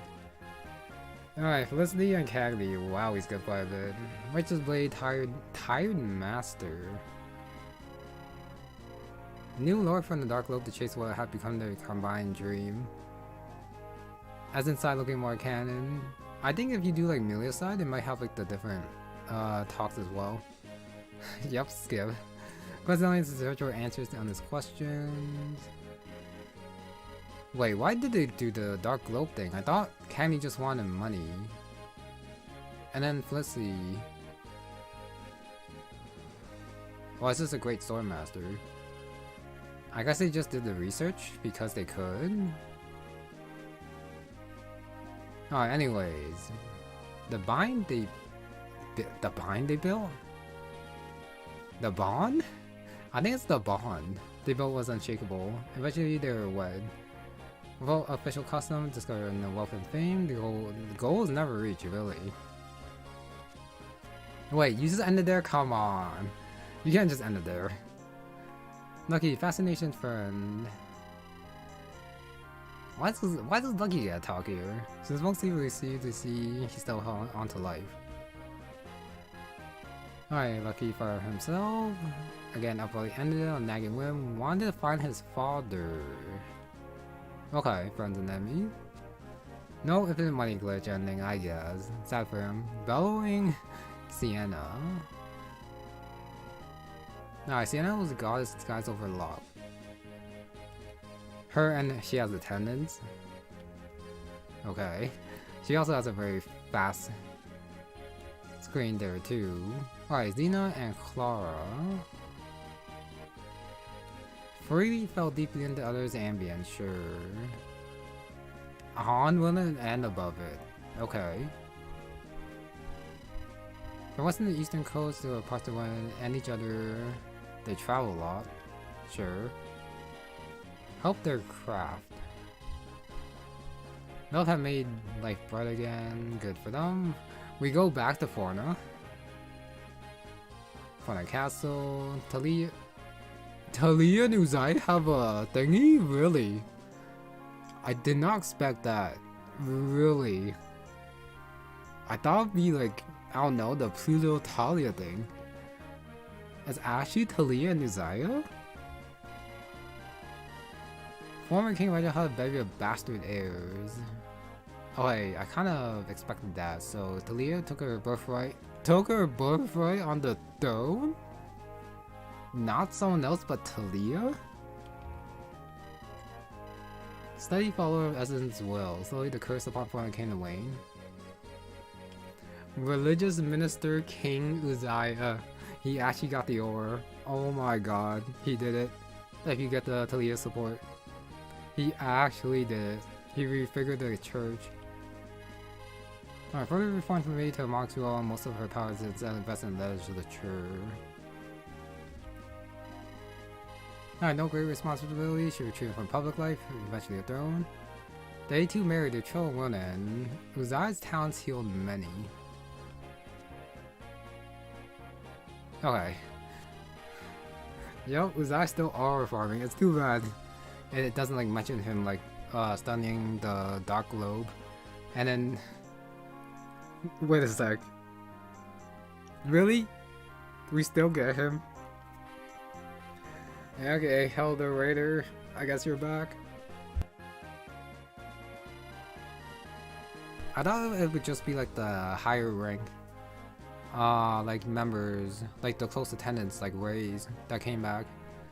But I guess Raider's alive. Alright, yeah, there's multiple pairing options for a lot of characters. I just did not expect the Uzziah one. Since that felt so random. Alright, so a high honor of foreign ranks. Under Uzziah, by the way. Initially questioned about maintaining the determination between central and main tales of foreign and persistence. The Raider is real. No, Raider is not poor anymore, he's still alive. He studied. Further intellectual posts. Became a teacher. Bulkiest teacher in Forna. Okay, Pluto and Jomon. Eternal Loner and Jewel. Jomon is the next ruler of Bronx Bandits? Really? I guess they're not bandits anymore if they're hoping to rebuild. His rule was efficient and egalitarian. Really? And then he disappeared. Alright, Pluto chose to seek out his suddenly popular companion. Found in Frape. Alright, without taking from Bronx, who took from Wilner, Joe became a new owner of the town's once great port. Turned its sights on quick profit. Holy Nathaniel. Ending. Alright, Pluto came to him where Joe probably took first opportunity to flee. What? Pluto felt confused and betrayed, but he did profit off of Jomon's abandoned gold. So Pluto just took the gold that Jomon made? What is with that support? I skipped the Devil's Hand. Skip Kainen. Change was slow and gradual.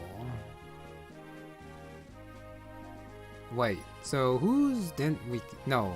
So I lost Winston, I lost Mary, I lost Ray, they all came back. Same with Raider and same with Hana. Okay, so that's actually just everyone. So I did not get any talks from like the Milia side. Okay.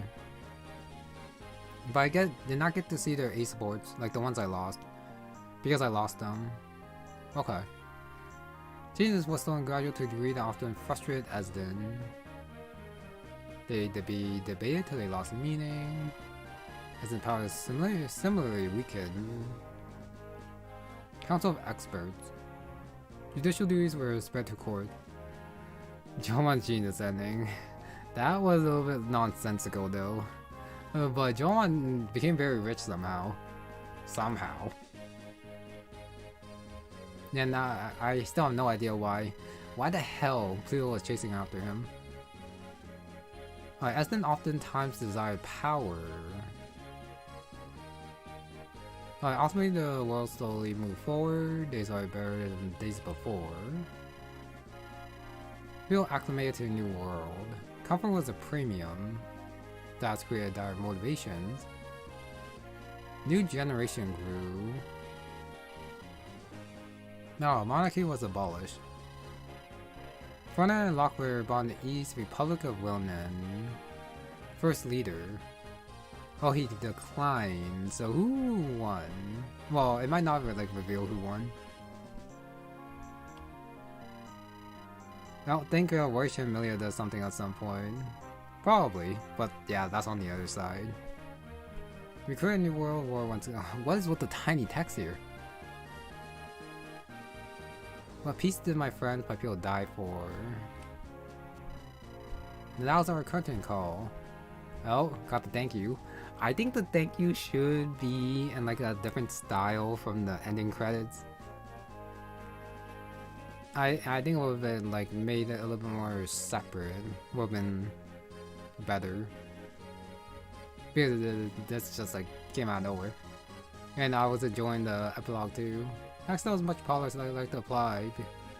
That is true. This hack needs a little bit more polish. Alright, it is a full game still. You now finished it.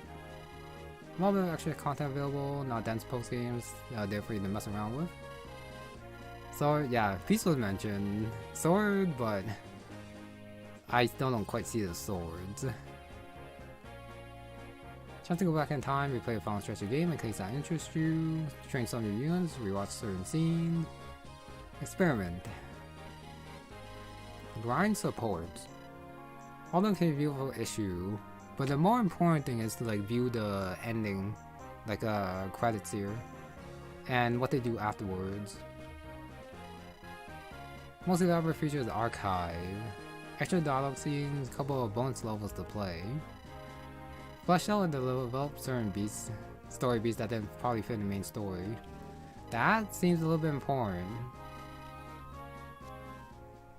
Okay, so that's done. Chapter 0, the terminal. Yeah, leave it to the definitive edition.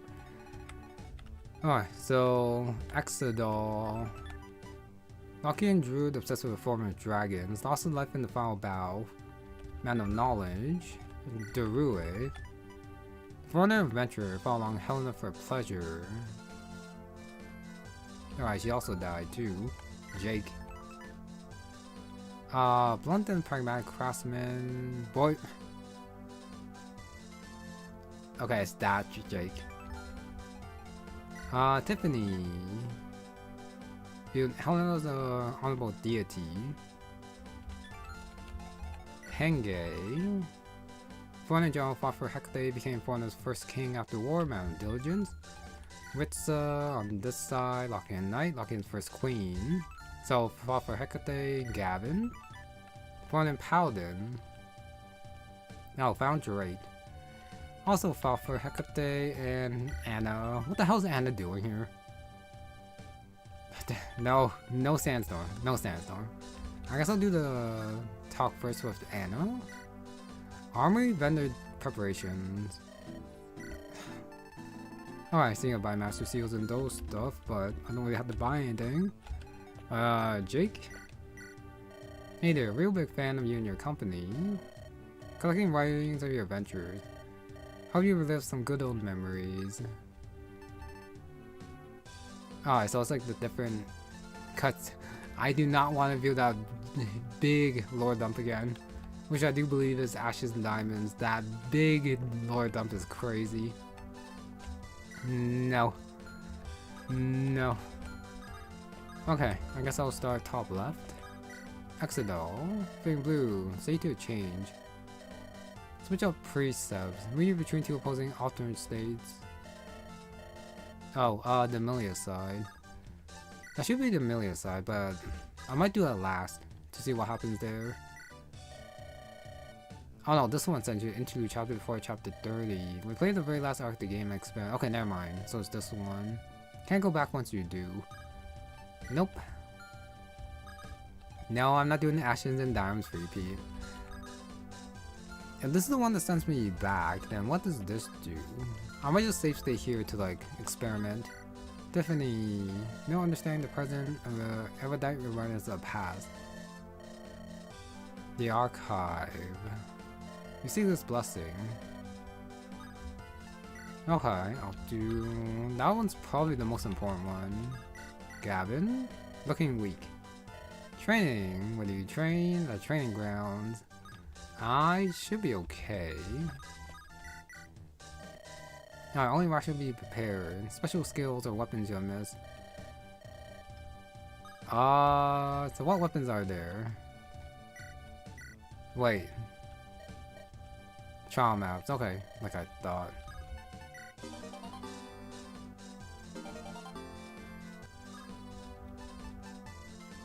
Wait, what is this for? I don't know who this is for. Bowfair, bowing +1. But I don't need Wrath. What? I have no idea what that did. And for who. Alright, let's say if you're interested, switch over your flags. Huh? Oh, switch your 10x. Switch Galay and Clar's fates. Alright, you can change your difficulties, set up fixed or random grows. Other fate to say you did. Change history, found out the secrets. Okay, let me safe stay here. Oh, is it Mary? I guess it's Mary. I guess Mary's is like the only one I didn't get since I lost her early on or something. I guess I'm okay here. I don't really need all that stuff. So which I don't have to quite care about. Alright, let's see what the training does. Yes. Interlude, training ground, and then afterwards I'll just gotta like check how I get back. Oh, you just kill and then get levels for the guys that I have. Wait, is this everyone? Hey, Raider's here. Why the hell is Raider here? Yeah, Raider's here, so he's not... He's a berserker, but he's not like tier 3. Talia, Pluto, Winston, also not tier 3. I guess I can like check their tier 3 now. Dummy. The Dyranox. Mary is right here. Her stats are still so good, despite me killing her. Oh my god, these are such good stats. Oh my goodness. It's only her speed that I got her killed. Nice, so instead of training here, where is Esden? Oh yeah, Hana's here too. Hana's stats are probably bad. Oh yeah, these stats are bad. Wait, Mare had 6 skills. I had to take away one. Why did I have to take her away one if she only has 5? The game scammed me. I'm Mare's tier 3, tier 2. Which is why I'm looking for Esden. That's Winston. I'm probably just blind. Where the hell is he? Oh, he's at the very top.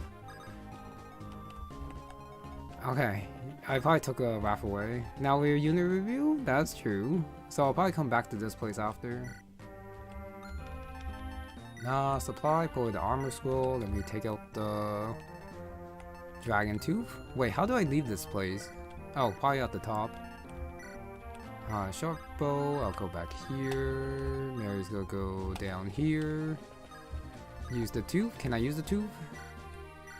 Bullet Battle Station High Arbiter. Battle Station for fun. The double range +1. So the Battle Station got the range +1 plus the swift-footed. The bad thing is the move plus. Sorry, it's only like 6 move, which is kind of bad. So if anything, the High Arbiter is probably the best, even though she's just gonna be like Octavia, which is totally fine. Sam over here with the scene range. Wait, does this stack? Does this stack? Wait a sec. No, I guess I'll try 2. Harbinger, Sentinel. Harbinger. Alright, Impale. Impale Vengeance, Pragmatic Hero. Oh my god, if she's below 50%, she gets plus 30, so about like 50% chance to impale. That's kind of crazy. Alright, and then Raider tier 3. Still, that impale. That's probably like the best class for Hana, I think. Grand Warrior? Oh, Raider gets a mount. S-rank axes. Okay. Pretty cool. He becomes a Grand Warrior. That would have been pretty cool for Raider. Still I lost him. Oh well. Alright, so I think that's fine. I'm probably not gonna touch that, so I'm gonna load back in here. So that's the training ground, so that's pretty cool. So what happens if I just go straight to chapter? Archive. Learn. So you can talk to enemies. First tale, second battle. First tale, second battle. Iblis, first tale. Sure, let's see what this is. Must be her. Where is she? I'm here. Wanted to spear for months. The dog Shindo. This seems a little bit important. It's actually our step back in ways of blessing. Oh, most of them you can see from stuff from Trial Notes. Okay. Senior Prius was door to a whole bunch of effort. Alright, Doubt creeps in. Went to agree cover the waiver. I believe. You remember about the character? Okay.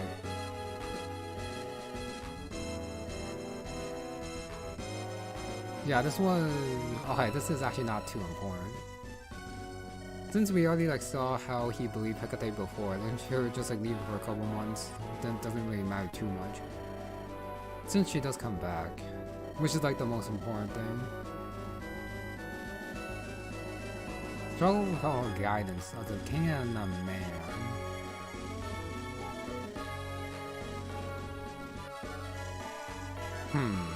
Would these two be a thing? Have any effect on Hecate? There might be like a world where they get together and then they decide not to do their whole curse thing.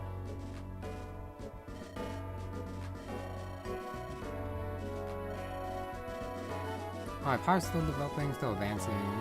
But I guess Hecate does not see Iblis like that. Even if he like sees her like that.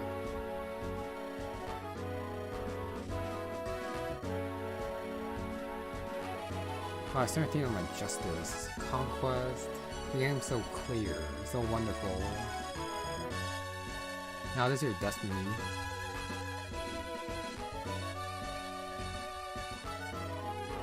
Ah, somehow seems certain.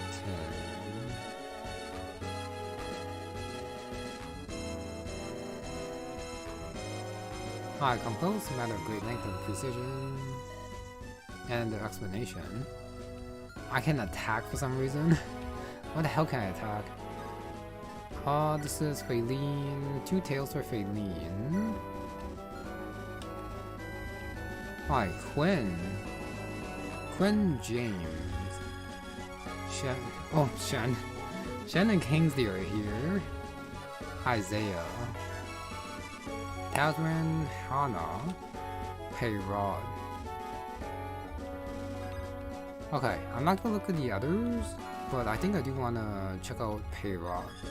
James we know is well yeah, for the rest you can probably just like see it yourself.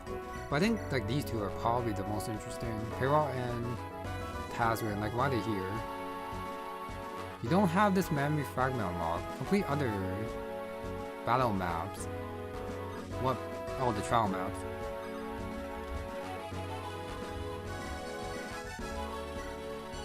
But somehow, well, I guess I got Ibis one since I beat the game. Okay. Huh, Hecate has one too at the very top. I did not see her up there. Interesting. Blanche. Blanche Lamia.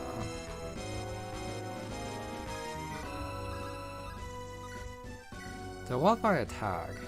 What does that do for me?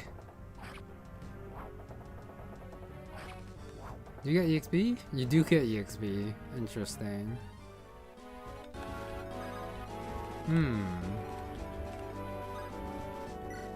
First tail, second bow, third bow. Alright, I think I'm good. Yep, if you want to see them, you can do that on your own. Let me reload. So that's how you deal with that, I see. Random chest? That's... I don't think I have a chest key.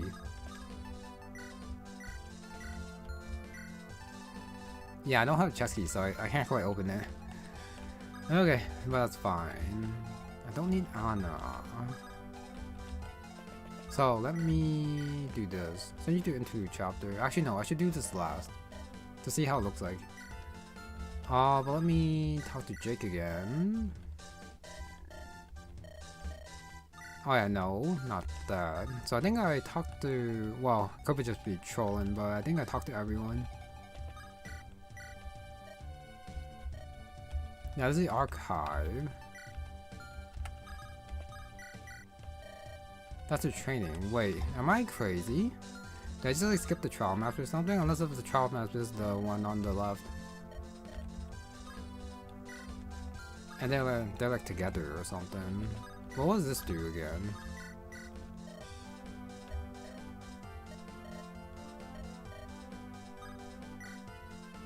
Oh, Milia. And you can switch to Milia here. The unpromoted version.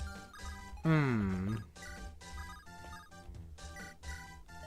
then you can like get the talks with the others instead, and then you can train this side. You know, the Dragon Tooth. I guess it's in my convoy, so I guess it's fine. Not like it's like on the character or something.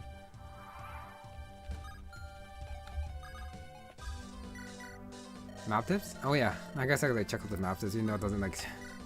let's see. Do what you want in this post-game area. Okay, that was very fast.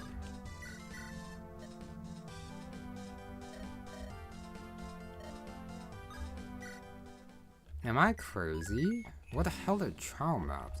Unless if I have to like do the battles in order to get them. But it just says tails though. Is it? Do I have to like do them in a certain order? I think I do.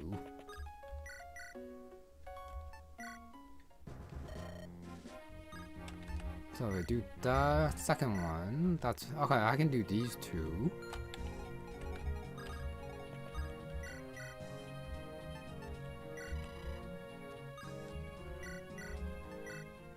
Alright, first tail there. Other trial maps. Am I just dumb? How the hell do I do with trial maps? I thought I was in this area. I probably am.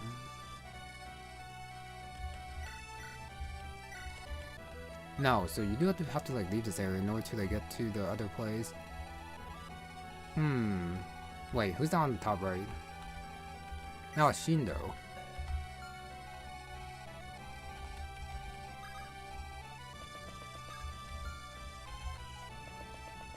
Kingsley should be unlocked since no, you don't. Didn't talk to the proper people. Okay, my bad. I thought so. Gen first still. So I guess there's like a specific order or something. Faylene.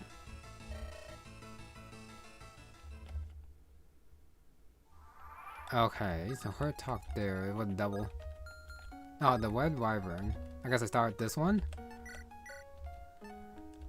First deal, and second battle. Pale Flower. And then you do have to start, you do have to do it in a certain order. Okay, no spoiler for story, since I think I do want to leave this to the people themselves so that they can like experience it. Just like how they can like experience the Amelia side as well. Blanche? Win. No, I win even when people are few. 11 attack. Alright, tier 1. Blanche is tier 2 Wyvern Lord. Galea is also here. The speech bubbles are here, but ignore that. Defeat boss. So we have Green Wyverns, Red Star, Dremer, Lamia, and Veridiana. I think these two probably die here. There's a health here. Okay, yeah, these trial maps are not just like trial maps for like just post game, but they looks like they do have story, which is pretty cool.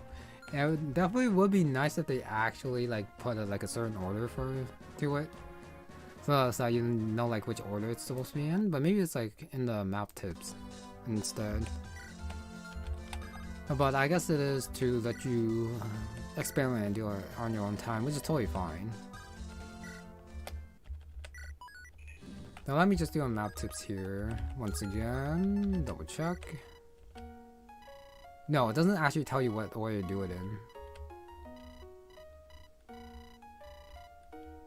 Okay. Turn to chapter 3. I don't want to go back there if I can help it. Okay, but yeah, one more load. So that I can see what actually happens if I do this. Talk, send you back to interlude, yes. And then do that. Back to brothers and sisters. Skip there, skip there, skip there, skip. Oh, you go all the way back here. This does mean that I'm still missing the characters I've already been missing. No, Score's back. I guess you get all your units back, even the ones you lost.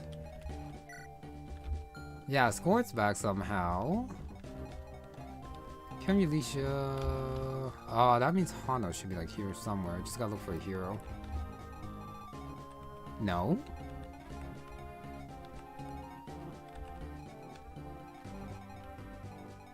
No.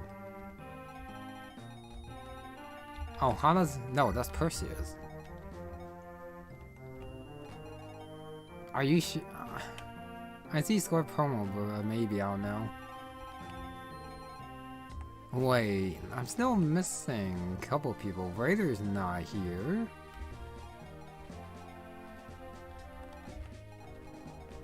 Is he Uta? Wait, why does Score get free out of jail free card?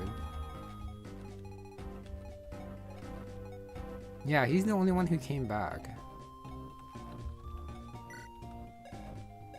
And everyone's like tier 3. Poor Raider. Poor Raider. Yeah, what? How did Score come back? Yeah, something's a little bit off here. Okay, well, I think I'm good. Yeah, I don't think I'm gonna show off the post-game stuff. Even though I am actually quite interested in the story, I might just do it off screen. And then, yeah, have the, well, let the others find out what the post-trial story's about. Since that actually seems like pretty cool. You know, it would have been nice to like integrate it into like the main story. But it did say that yeah, not really like a good place to like put them, which is fine. No, but let's get out of there. Okay, so I beat the game. Not how I wanted to beat it, but I beat it regardless. Probably with enough tries, and maybe with a little bit more focus, I probably wouldn't have got counter magic there and had to like lower my save state, but I think with my Octavia it would have been fine, eventually. Let me go to extras. So, sound room. Let's see. If possible, I do want to find like a 3 house one to play while I'm docking. Paths don't never cross.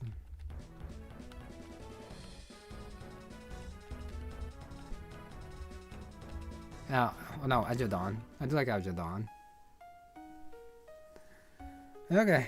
But yeah, that was the Swords and Peace. I still don't quite agree with the title. I didn't see like that many swords is the thing. But yeah. Time for one try Ironman. Yep, that'll be a little bit later. Yeah, while I take a break. Since I do want to be completely rested for Fortune's Weave. So I'm not like going too hard on Fire Emblem. And then so I can go into it fresh and ready to play a long time, since if it's like any of the like 3 houses, it is gonna be like a long game, especially if I do decide to like do all 4 routes. If there are 4 routes. They could be lying and there could be like fewer than 4 routes for all we know, but there probably are 4 routes if it's like 3 houses. Okay, but yeah, the Ironman will probably be in August sometime, probably like closer to the beginning. In the meantime, I'll probably be playing my different games, so a lot of you don't have to like worry about that. Okay, I'm not quite sure what to start. The characters will probably be a little bit later. I think this time, because you do only get like a split squad for like the end game. You know, you can like go back and experience the other one. I think I'm just gonna like focus more on like the important characters for my run. Yeah, and then I'll do that later, like usual. Okay, first, this was a pretty fun game, I will say. The initial difficulty was pretty nice to see, and like even I think I'm still a little bit hesitant about, especially the friggin' Void Curse reinforcements for a couple of the chapters. But they were surprisingly absent in the late game. But yeah, the initial difficulty was definitely good for my taste. The mid-game was also as well. Some maps were definitely annoying to play through. With the chapter 3 forest, the Shindo map where Milius group didn't really do anything since they just charged in and they like walking simulator for a couple turns, which was kind of bad. And then I think the underground tomb with the 2-range whispers with pass with the fog was also a little bit overtuned too. I think you could take away the fog there and the map would have been fine. But I guess the fog did like add the extra dimension of not seeing where the enemies are, so the enemies were definitely nerfed.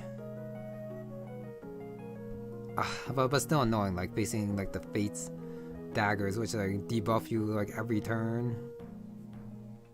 So yeah.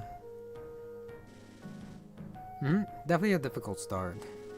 I think it got way too easy in the late game.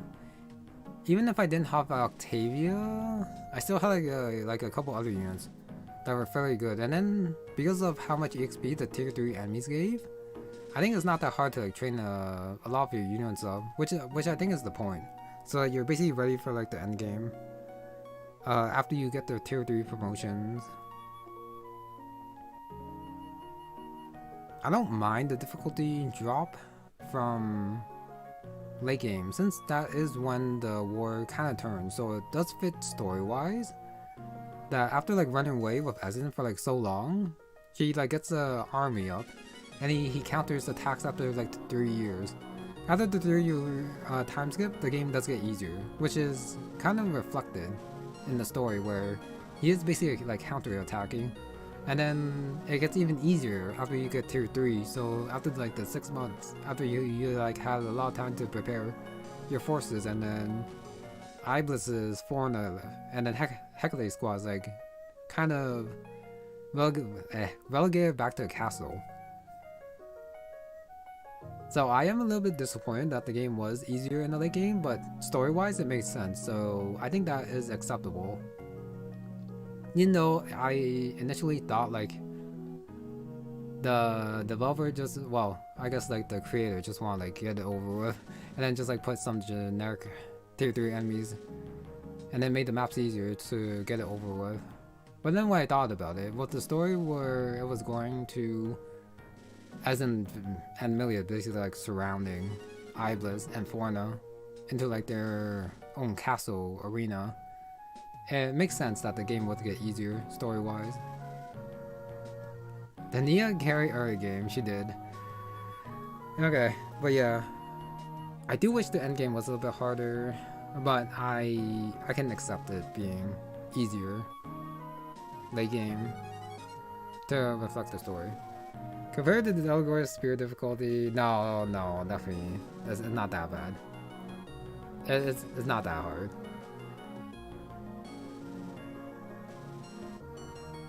Yeah, the Void Curse was definitely a part of it, but there were like certain segments of the game that did like difficulty-wise that were reminiscent of good map design and enemy placements.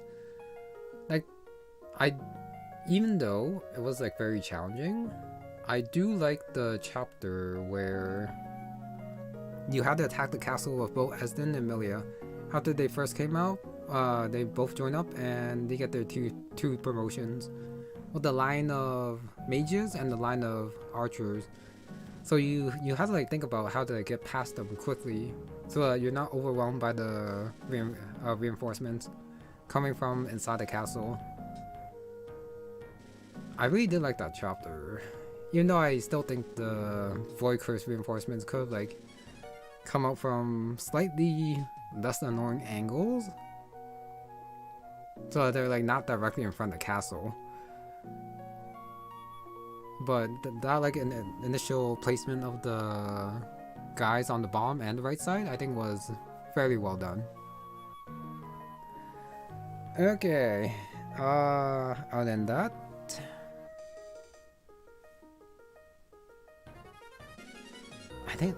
I am gonna talk about the characters a little bit later, so that's fine. Raid Squad chapter was the best chapter. I don't want to count that, but that was very fun. With the green units with their very funny skills with the armor knights plus the archers, that was very fun. Best chapter, I don't know about that. But it was definitely like a fun intermission chapter for sure. I did say what I said about the Void Curse reinforcement, so I'm not going to dwell on that again. I'll just say that they should be there for a reason, and they should be placed in a way that doesn't annoy the player too much. They are there for difficulty, they are there to make sure you hurry, but they should not be there just because. So they should not be like squarely in the way when you're like trying to get past them to like, get to the goal. So there should be a way to stop them, or they should be like chasing you, and that's probably like the best case use for infinite reinforcements that don't give EXP, by the way. Alright, but I won't dwell on that too much.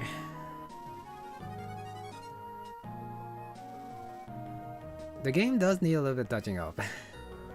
Yeah, it would be so much better if like the tier 3 promotions were actually promotions, and you got to see them promote, because that was, I think that's like a highlight where you actually get to be like the same strength as the enemies of what the dragons do. Yeah, that would've been cool to see. A little bit minor gripe. Doesn't really like affect the gameplay too much, but it would've been nice to see. Remove nerf. It doesn't even need to be nerfed. Because Octavia is a little too strong with it. But that's like in the character section, so I will get there eventually. I guess Hecate doesn't have the hill, so it's not like too hard to like fight her. Because if she did, it would make things a little bit more annoying. And she already has like the Aegis Provice thing. But yeah, that's probably fine. Yeah, 2-3 promotion animations would have been nice to see. I do have to mention again, the lore dump is a little bit excessive with how much information was shoved at you at once before you like started the chapter. That had also its own story too, with the random island. So it would have been nice if that was either a flashback that focused on that story, plus the gameplay from back then, and not just the big flashback and then you come back to the present, and then after you jump on the island, and then you do the island stuff. So I do wish that that chapter, the Ashes and Diamonds, was with a Eligor spear, Eligor version, well, similar kind of map to his, where you just like focus on the past and that's it. Don't need lore on trial maps. I think having the lore on trial maps is fine. Wait, sorry, give me a sec.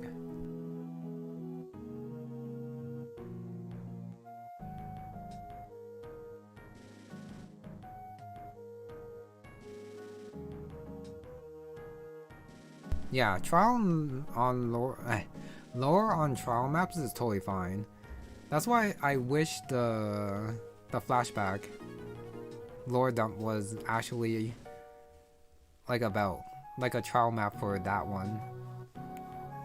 Sorry, where it actually like a trial map more like, and then just like jump back to like the Essence Squad afterwards, and then it just mainly focus on like the Hecate and Helena and what happened in the past. Honestly, hell, it could even be like 2 chapters if you really want to like go into like a lot of detail about what happened back then, which I think would have been fine too. But 1 chapter is probably enough, just not like no chapter or no map for it. Since that was like sort of the case of not just, well, that's kind of just like telling, but you kind of also want to like show what happened back then too, so that people are like more invested and will probably like remember more, I think. Alright, Epilogue trial maps are cool in Golden Country. I think they, well, I didn't show them up, but I do believe that they, well, from what I could see, they might be like pretty cool too for the trial maps here, since it looks like they also have lore here as well, which is never a problem. It's when there's like too much lore at the same time, and then yeah, not being able to process all of it is the thing.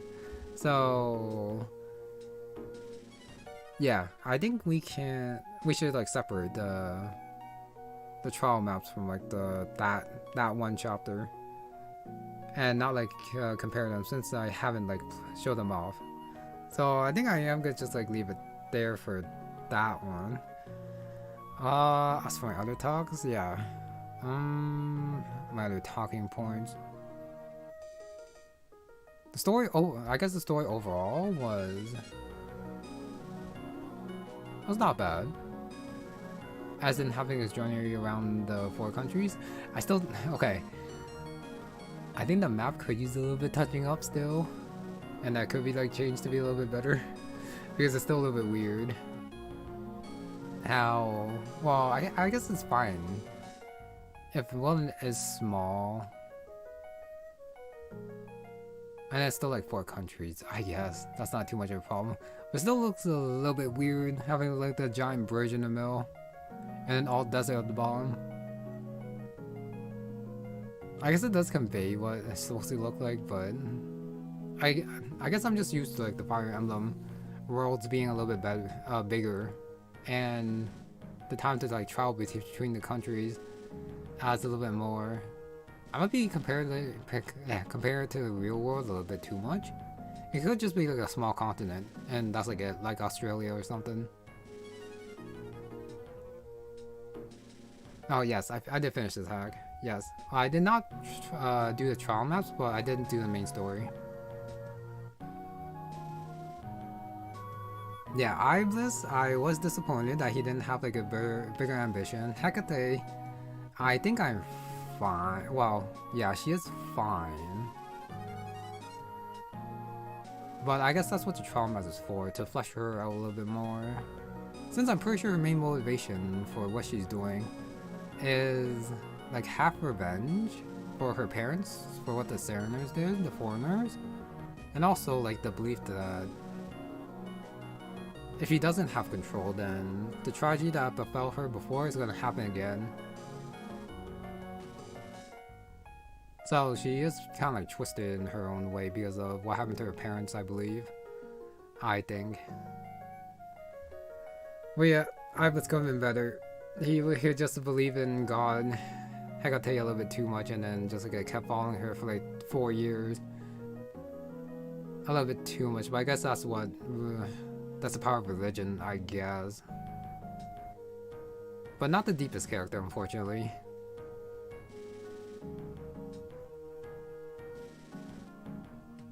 I definitely would have wished that he did have something more going for him. Alright, only 16 games over difficult, impressive. Oh, it's a Fiendish?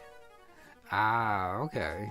No, I can definitely kind of see it. It's just that the hardest part is definitely like the early mid-game. Afterwards, it's not that bad. Well, if you do have like a couple of train units. Honestly, if I was on Milia's side, I think I might have a little bit difficult time because I don't have like OP Octavia to remove. And also have like her having like 0 hit on her for like most attacks. But yeah, I definitely felt like after time skip, as long as you like feature, well, a couple of like, the strongest characters, it's definitely not that bad because of how much EXP the 33 units give for the enemies, and then you can just like power level a couple guys to like do what they need to do, and then feed the others kills as well that they can like pick off afterwards. I must be good at firing them. I think I'm okay. I'm not like the best since I don't think of like some extreme strategies, but I do try to play as best as I can, which is a little bit turtling, a little bit playing slow, safe, but that's just how I tackle these kind of games in general. Do you believe Emilia frontline arc? I wish I could. If only my Emilia could actually do that, and my Esden. If only my Esden could actually frontline, that would have been very nice. But those two got like, one had no HP, no speed, and the other had like no defense and res. Holy reinforcements is just early game. Late game there are like hardly any reinforcements, which is, yeah, definitely could have been balanced a little bit better. So I am going back to the point I said before. But I do believe the late game is a lot easier than the early game. Which honestly I think should be changed. It's not like I want infinite reinforcements in the late game. I just want at the very least there to be... Okay, if you compare like the enemy density of like the early game to like the late game, it's kind of crazy. Maybe it is because like your units have more moves, so you can like take care of the enemies easier. But I feel like there were a lot fewer enemies to fight late game compared to like early game, like even excluding the void curse enemies as well.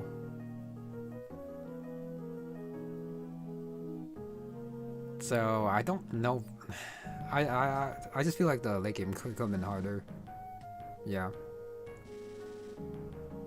Force early promotion on your lords does suck. But you have like a lot of other units to like deal with that.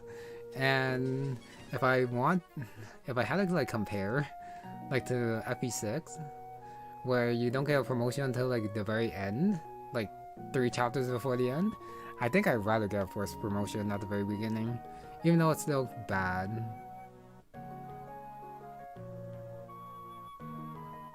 So it's not as bad as like the very late promotion, but it's definitely not as good as being able to like choose when you promote, for sure. Oh, the chapter with the Pegasus is nice on the boat map. Pure RNG while your Pegasus makes it. It is a little bit RNG. You do have to...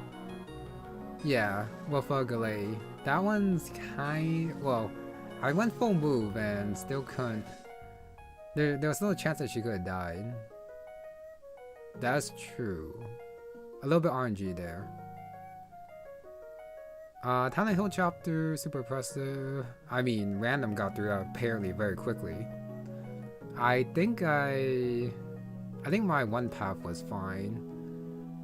But if you do have like enough units to go all 3 paths, then I guess you should. It's just that I didn't, so I just went the one path.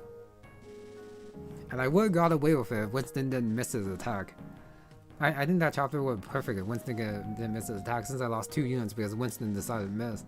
Which I'm still a little bit angry about. Fighting Blade forced promotion hype.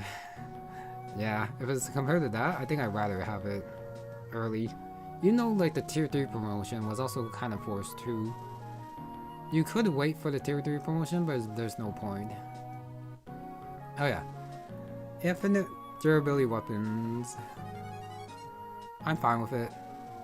I can see why it's in this game, especially early game, where you do need other weapons. So yeah, I think it was like implemented very well here, since they're not like broken or anything. Since like even like the S-rank weapons have like drawbacks with their minus luck, which I think was pretty cool, since they are basically weapons granted by the Dark Globe and Hecate. So it wouldn't make sense that like the S-rank weapons would be minus 10 luck, despite like giving a lot of strength in other places. So I think it's pretty cool that it does have that drawback. So I think if I prefer to have infinite durability or not, I think I'd rather not have it, because I do like my hoarding. But at the same time, I can definitely see why some people like it, because you get to like keep your weapons and not worry about it. But I do like the management aspect of it, where you do have to like think about what weapons to buy, which ones to keep, and which ones to use. All that. Yes, I had all the gold late game. So I guess you only really need the gold. No, you could just buy better weapons with the gold that you do have. I bought it on Master Seals. I never found the secret shop. I do wonder if the secret shop sold like stat boosters. That would have been cool to see. Now having weapon EXP for... Oh yeah, the weapon EXP thing. I guess it is fixed. But this is... So there are only like a certain class of characters who can get S-rank weapons, and then only they can use the S-rank weapons. So unless you have like Esden's first guard level of personal weapon, then people who get S-rank might just be better. Since like I have no idea why Octavia has remove, has S-rank bows, and has like a personal weapon and personal weapon and a hunting bow. That's also pretty good too. She has like the trifecta. Like, a lot of my characters didn't have like S rank weapons, but Octavia had it. And she's also like very good. Dania like capped at like B rank. And then like Pluto couldn't get S rank in anything. Like that just sucks for them. So it does suck a little bit not having to train weapon EXP. It might be a little bit forced limiter for no reason. And I don't think I saw an arm scroll either to like increase weapon rank either. So yeah, the burn height. The Nia flop endgame, but I think that's the point. Actually, is that the point? No, I think she still did pretty well. It's just that my res level ups are bad. She actually had like 20 something defense, 20 speed and 24 strength. The problem is that she couldn't even use the silver lance with her B lances. So her weapon damage wasn't that good. She kind of relied on a soldier spear. And with how much defense the enemy had, she couldn't reliably two-shot. But that was like a lot of my characters, I guess. Now, enhancement weapons aren't all infinite use. It makes the weapon items start special. Yeah. So like I said, people might prefer infinite weapons so that you don't have to like worry about the durability and buying items, but personally I like doing that. Even if it means I hoard. Okay, how many units did I lose? I lost... Well, before I lost Milia, I lost 4 on her side, and on Ezin's side I lost 5. And I lost a couple of them quite early on. And I still got to the end without a problem, so... They aren't all necessary to get the end, so that makes the hack I think not that hard, because like a truly hard hack would make like the end game like super hard if you don't have like everyone with you. But I think I did quite fine without a couple of them. Yeah, and most of my game overs were actually because of Esden or Emilia dying, I will say. 47 chapters, no, it's 34 plus an end game. And then so if you add like the split chapters between Esden and Emilia, it's about 41 chapters. 41 chapters, 5 guidance, and 1 intermission. So yeah, it is kind of long if you want to go through all of it. So it did take me like about 20 streams, and each stream was about like 4 or 5 hours. So it does take a while to get through the game. Yeah. Okay. I think okay. Now I think I talked enough that I had to like bring up my notes. That's what I want to talk about.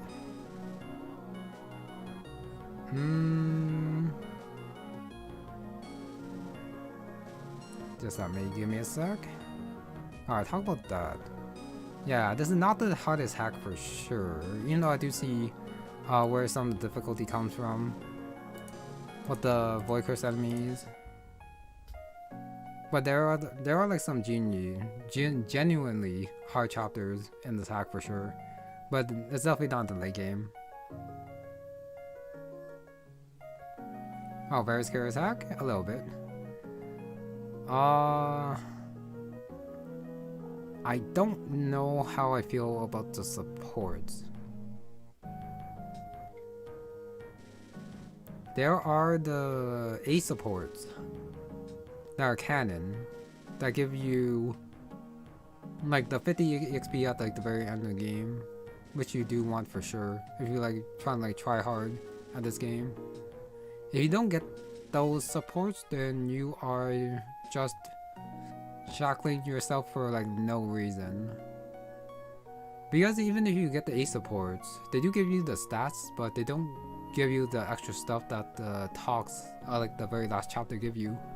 They don't give you anything for the A supports except for like the story, which I think is still like important. And they also give you the stats as well, but I would like to see like the A supports of like the non-canon pairs give you like something, like a skill, or it's fine if it's like not like a talking EXP.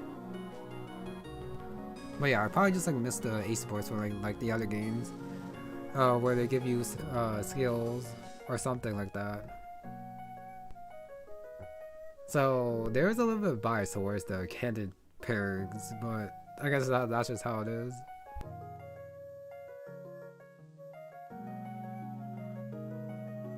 Yeah, something would be nice. Since the canon A supports give something, I think the others should as well, for fairness, I guess. Okay, and yeah, like the creator said I think the very end, definitely needs a little bit of improvement, especially some quality of life stuff.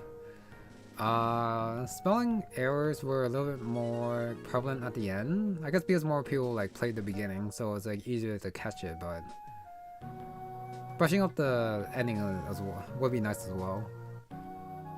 And the bug with the last bug I found with the one range ballista for Dido, that could be cleaned up as well. Plus Raider, I have no idea. I have zero idea why. After losing Raider, he kept coming back. It was very funny, but I think that should be fixed, because that is a little bit weird that it does keep happening like every map. So I think there is like a flag there that needs to be taken out or something and stop rechecking or something like that. Poor Raider, every time. Yeah, the one range ballista is in like the final map as one reinforcement. If you played it, then you'll see like the final map, the finale. So you do gotta be careful about leaving animations on there. Okay, wait, I probably said this before, but yeah, the map design was okay. It felt like more like the reinforcements thing were more of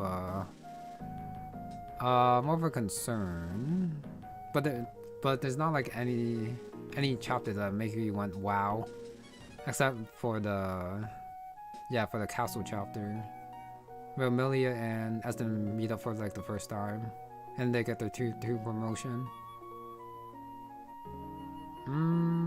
A lot of the maps could be smaller. Walking simulator, and then not just like the one that I referred to before, but a lot of the maps could be smaller, especially in the early game.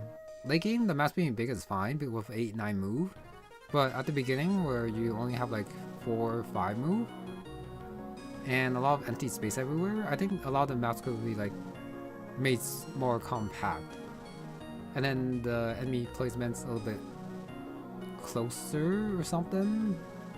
I mean, it does give you a lot of room to maneuver, but it just felt like a lot of time I was just like moving my units and then ending turn, and that was like not too engaging.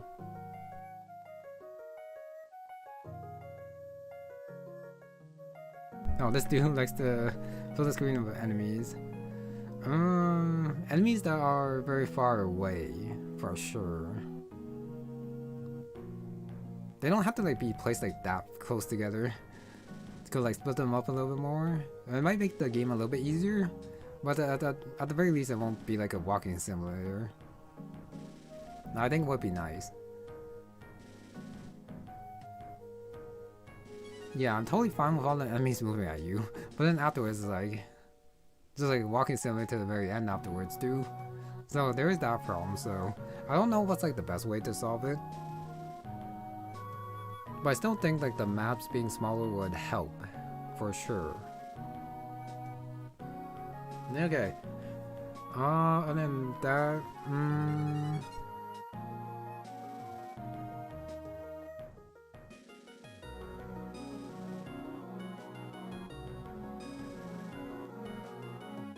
Oh, overlapping ranges is their passion. I think that's fine because it does help with like the difficulty. I guess it also kind of promotes being proactive, so you like charge in and deal with like some of the enemies before they could like truly overlap. But it's because of the overlapping ranges though, that does make like some units more broken than the others. Yeah. Because Drogon and Zar early were like so good. Mainly Drogon, because no one else could like tank a lot of the enemies, except for him. And then he can like beat them closer. And then afterwards the rest of your enemies, the rest of your units can like take care of them. And gain EXP. Oh yeah, you get so much EXP for chipping in this game. You also get decent EXP for killing, but you get so much EXP for chipping in this game that people like Drogon like get so much EXP so easily. I mean, Octavia like overshot at the end by getting so many kills, but it's early on where I was like, my main character was like Drogon and my main character was like Mary, because they could just like enemy phase, beat them in, get the chip, and afterwards KO, get the EXP, and then like snowball from there. Now I forgot which chapter the map was like 95% forest. I think that was like chapter 3. Oh no, the duplicating one was the Shindo one in the forest. Yeah, that one I complained that the melee side had like nothing to do for like a while. That I'm fine with. I do wish that like the reinforcement that came from like the person that you killed first also stopped. But you actually gotta take care of like all 5 of them in order to stop all the reinforcements, which was a little bit annoying. But I think that was a pretty cool gimmick, since it was only used for one map. And the enemies that like split from the main body wasn't like too strong for my guys. But yeah, for the Shindo map, walking simulator, and yeah, 2 main reinforcements. They should, well, not all of them, but the one that they spawn from should stop after you kill the main body. Since if it doesn't makes like no sense why they still happen. No, taking units are still good, and nope, they fall off. They are good early game, but that's their point. They are there to solidify your early game, and then make it so that your other units are protected while they gain EXP, and then they will like probably outgrow them eventually. But yeah, they're just so good. Alright, the Neo is also a pretty good tank too, yeah. Because she gained like so many levels, and despite her like kind of low growth, or how many levels she gets for Paragon, she was definitely like an early mid-game, yeah, power, snowball, hunting moment.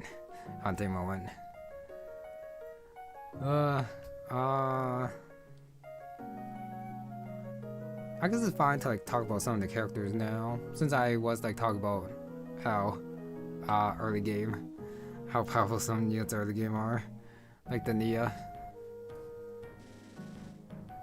Well, actually, no. Since we were talking about like the Nia, well, I guess there's like not too much to talk about the skills, since this is definitely not like skill on them. A lot of the people only had like 3 or 4 skills. And they were like ending like 2 OP or something. Early mid game, late game. Remove, way too OP. I don't even know how the hell you nerf that. If you like nerf it too much, it'll be like kind of bad. But in this current version, Octavia is just way too strong. Now, you're excited to play the last prom experience that ridiculously long multi-seas map. Well, I mean, if you're not being sarcastic, then go for it. Yeah, life and death is actually perfectly balanced. I did like some of the skills in this hack, for sure, and how they were like changed. Like how Lucky 7 is like until like the 7th turn, so instead of like every 7th turn. Since it actually has like viability like early game, which is where most of the map is taking place anyways. It's totally fine. Half luck. I really don't know how the hell you actually balance. Half a luck? If she's cap luck, it's only like 20%. But remove is kind of what made her fun. 20%. 1 every 5 turns. Yep. I don't know. All I know is that Octave was fun because of remove. I don't know how to change it. I wish I did, but I don't. So, even though balance-wise it would be good to nerf her, but it would definitely be less fun to use her for sure. Make remove run proc. That makes sense. Like Gale Force.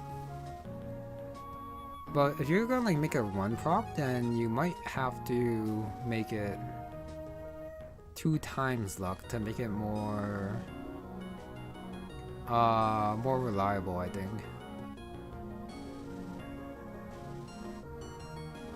And reposition on Esden with his high move was pretty good. Because he couldn't fight, at the very least I could use like the reposition. So yeah, they're giving like people useful skills like that is very nice. Rally Bot Xeno was funny. I did not expect her to be a rally bot for sure. Armor March Zara was also a little bit busted. But that's kind of like what defines her and Drogon, I guess. And make you like pair them together. Especially since Melia doesn't get like another Armor Knight. A little bit busted getting like the extra 2 move. Especially early game. Where they kind of like outmove the others. While still like frontlining. Getting to like where the battle's needed. Power Staff for the win, early game. Yep, Power Staff early game was very fun to use. Especially since Enzel can also like take drop and also like attack after as well. So there's that utility, even though Enzel early game was, well, even late game she still wasn't like that good of a fighter. Even with all the stat boosters, I have no idea how she's still like only decent. If she didn't have the stat boosters, she would be kind of worse. I think level 10 Blossom, is that too late for her? Or are her early stats just too bad? I guess she will always see usability because of Power Staff.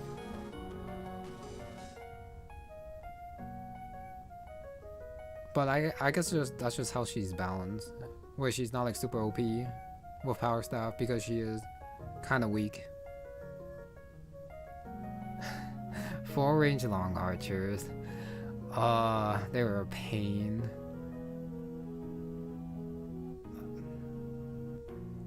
But I guess they are a pain on purpose to add to the difficulty. Yeah, I guess after like experiences the late game where it was like super easy, well, easier than the early game, I can kind of forgive how hard the early game was. But the 4 range archers, oh my, what they're point blank. They are 4 range and they're point blank as well for some reason. Actually no, no, were they the ones with point blank? I think they were the ones with point blank as well. So you couldn't even like one range them. The Blossom and Shambles, it is what it is. Okay.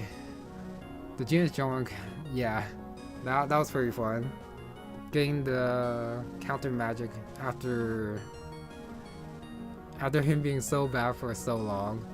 He had counter magic with low res, and now afterwards getting counter with his new weapon, his new personal weapon, while still having like decent like armor and res as well. He actually became like so good. Since I could like decrease his magic if I needed, sorry. I could decrease his res if I needed to, or I could decrease his armor if I needed to, depending on the situation. But of course that did depend on him having high defense in order to like be able to fight like with the counter. So he does need a couple levels under his belt to like gain more HP. Because I do remember when I first like got him, he was like stuck at 33 HP for like the longest time. So yeah, he couldn't fight. Well, he couldn't front line properly. He could like fight one, but that's about it. And then yeah, a lot of the enemies did have like overlapping ranges, as they did come in waves. No, first half of maps were definitely more annoying. Yes, they RNG heavy a little bit. I think some of it was RNG, but I think most of it was a lot of the enemies having more range than you and being just more powerful. Plus the Void Curse ones that kept coming at you. Since like I said, they did come in waves early game. Since I do think they had like group AI. I do remember like some of the waves coming at like different times though. So I think those were like pretty fun to fight. It's one that like all come at once. That does overwhelm sometimes. But overall, I think okay, overall I enjoyed the difficulty, but some of the maps can be toned down a little bit for with the Void Curse reinforcements and the full range. So like you could like counter, well, strategize correctly. I think. Okay. I don't know that's it. Yeah, I think I did get lucky with Cagney and Felicia at the end. Without them, the game would have been hard as well, other than Octavia. If I didn't have those two on like Ezen's side, and then them being able to like do what they did during the chapter where you first, after like the 6-month time skip where you're like in the castle. Without those two, I don't think I would have been able to like deal with the enemies and also get to like the boss.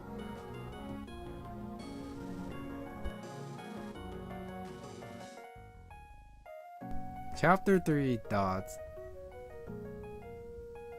Having 3 move is bad. Force everywhere, 3 move, bad. It feels bad to play. I can see the vision where it's a gimmick where you can't move too much and you gotta like plan around it. But with Autumn coming, your units not being the strongest, you do want to maybe change that map a little bit. Maybe. Because it is hard. But it would be nice if I could actually move. And then I'll have like no one else to blame but myself for losing units. And not all the 4 styles. Oh, chapter 12 Imitation of Life map. You're gonna have to remind me what that one was. Who was my MVP besides Octavia? Yeah, like I said, it would probably be Cagney with his S-Ring, told me even though he did get waved down by it, and Felicity. They're pretty fun to use. And on the Amelia side, it's definitely Droga and Zara. Zara was like, after getting her new skill, the Axe Faith. Well, yeah, Axe Faith was a pretty good change. Giving you more hit. And based on your luck. And then her personal axe game with luck. That was pretty cool to see. So yeah, Amelia side definitely Zara and Drogan. And no, the MVP for, besides Octavia for Ezen's side was definitely Mary. Mary was definitely carrying me in mid-game. Without Mary, I don't think I would have been able to get through the mid-game on Ezen's side as easily as I did before I lose her. It's just that I got too confident with her a couple too many times against like the high magic enemy users. But yeah, it was definitely Mary. And of course, both my MVPs on Ezen's side are both snipers. Of course they would be. Of course they would be. Chapter 12, Fortress Invasion. Oh, it's the promotion one, no?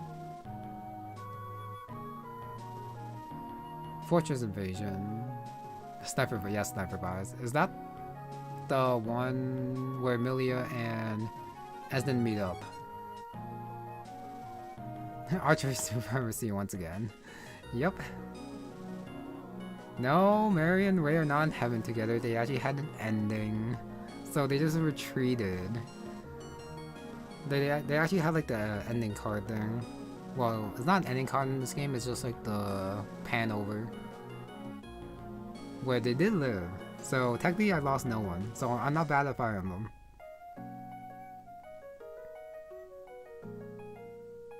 Oh, the Armor Archer section in the middle. Yeah, that was actually the one I was praising. For being pretty fun. As to like how you want to tackle it. I could like do without the curse for reinforcements, but I did like how you had to, well, basically just use Drogon to like fight off the thunder mages, I think, plus the archers in the middle. Yeah, I just grouped everyone together to one side and I charged in. I can definitely see people being annoyed with it though, with the thunder mages with the 3 range plus the and the Hellfire, plus the longbow archers, the 4 range archers, I mean. I can definitely see why people would be annoyed with it. You know, I personally liked it. But no, yeah. So what else was there? I think I talked about the most egregious maps. The Galay choice was interesting. So, I think Galay and Blanche versus Xena and Clara. I think you want Xena and Clara every time on the squad that you take to like the very end. Because of how, well, because rallying is good, and then dancing is also good. So you kind of want to sack Galay and Blanche for every playthrough that you do want to do. Because even though flyers are good, I don't think they can compare to Rally Bot Flyer plus Clara. I think they're just too good to pass up. Oh, never, yeah. Oh yeah. The not best map in the game. The chapter, well, the guiding chapter with Ray Squad. Ether LaFresh, who I got killed somehow, and he was like the only one who died. What hacks do I recommend for fun gameplay map design? Oh, you do not want my recommendation for fun map design. Because I only have one for fun map design, and you probably won't like it. Oh, for ones that's not Eligor Spear. The ones that's not too hard. Yes. Eligor Spear is definitely a given.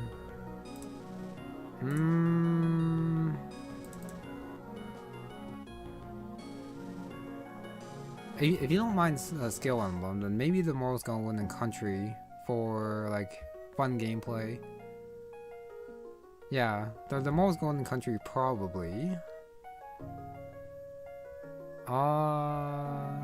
If you want like a killer story, that's like still very fun, then I do have to recommend like the Dark Amulet and also the Shadow of Dawn. For sure. Oh no, you gotta be careful with Eligor Spear. Wait, don't just go into it. It's very hard. You gotta be careful. You have to go into it with the mindset that you have to restart.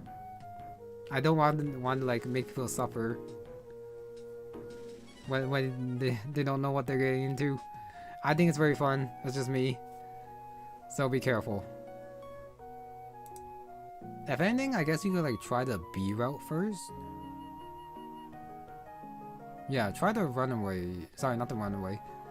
No. Yeah, it is the runaway route first. Since that is a little bit easier with still like some pretty unique gameplay to it. So yeah, Eligor Spear has 2 routes. if you want fun gameplay, that's like not, well, it's still difficult, but like not too difficult, then yeah, the runaway route first. First try. First time wasting our market on new attack. That is not me. That's definitely not me. Have I played Civilian Crescent? I have not. I have seen a lot of people recommend it, but yeah, after playing the Golden Country, I think I'm good with a like heavy skill emblem with a save state, like the middle save states. Wait, does it have skills? I'm pretty sure it has skills. I do know it has save states, like in the middle of the map. I could be wrong about the skills. But no, I think there's just something about it that maybe like not want to try it. Yeah, save tiles. Soul the Forest. That's pretty fun. Skills are pretty fun. They might take over things like too easily, like how remove in this game was like a little bit too much. You know, this game was like not too skill focused either. Now let's fan games for even crazier hard ones out there. Okay, I haven't touched those ones since I still have a little bit, well, some other like hacks on the regular like FE8 ones that I haven't like played yet. Oh, Darkstone. I do believe that's the one where you played as the bad guys of FE8. That one I also have not tried yet. But yeah, I guess you could have, well, Code of Black Knight might be a little bit much. That's the one I have played, but I haven't streamed yet. And then I guess there's like the go-to, in my opinion, to be fairly hard, but also has decent gameplay, and Unknown Saga and Rebellion Saga. But I do believe you played that before. I could be wrong though, for those two. But yeah, if you don't mind suffering, definitely play Oligar Spear. Moral's Golden Country for the fun, and Dark Amulet and Shadow Dawn for the story, plus decent gameplay as well. What will Dawn of Dream of 5? Would I recommend it for fun gameplay? I mean, I'm not bashing on Dream of 5, but I do feel like as a recommendation, it would probably be under the ones that I just recommended. But if you haven't like played it, I think you should play it still. If anything, probably for like the story. Since I don't think like the gameplay is like too hard or anything. Don't play the Undersea. The skeletons versus dragon thingy. That still cracks me up.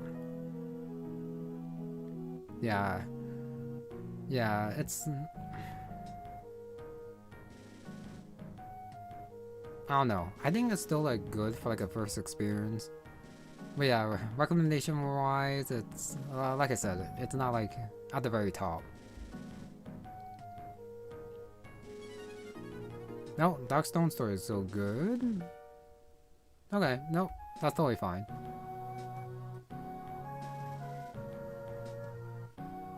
But yeah, hopefully we don't come up as elite with like the recommendations.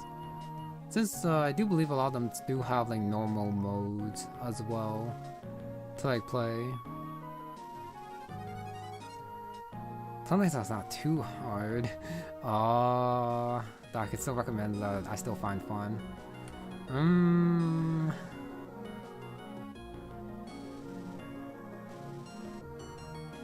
Yeah, I guess Dream of 5 would be fun. But if I had like recommend one, I might recommend the Dark Lord and Maiden of Light. Since that's like kind of... yeah, that's pretty close to like the base experience, but still, I think still pretty fun with like the different promotions and everything. So this one might be a little bit out there. So yeah, probably the Dark Lord made him light. Probably not a bad choice either. No, Hollow Emblem. Hollow Emblem on the hardest difficulty. I would recommend it if you want it hard. It is pretty fun, but I just don't know how... It's kind of a hard sell for certain people who are not into that kind of aesthetic and that difficulty, which I think is a lot of people. You know, I did like appreciate the gameplay and the skills, plus all the different characters that you can use. Oh, but that difficulty could also be a turn off for a lot of people too, because I don't think the gameplay is like top notch on like Epilogue Sphere.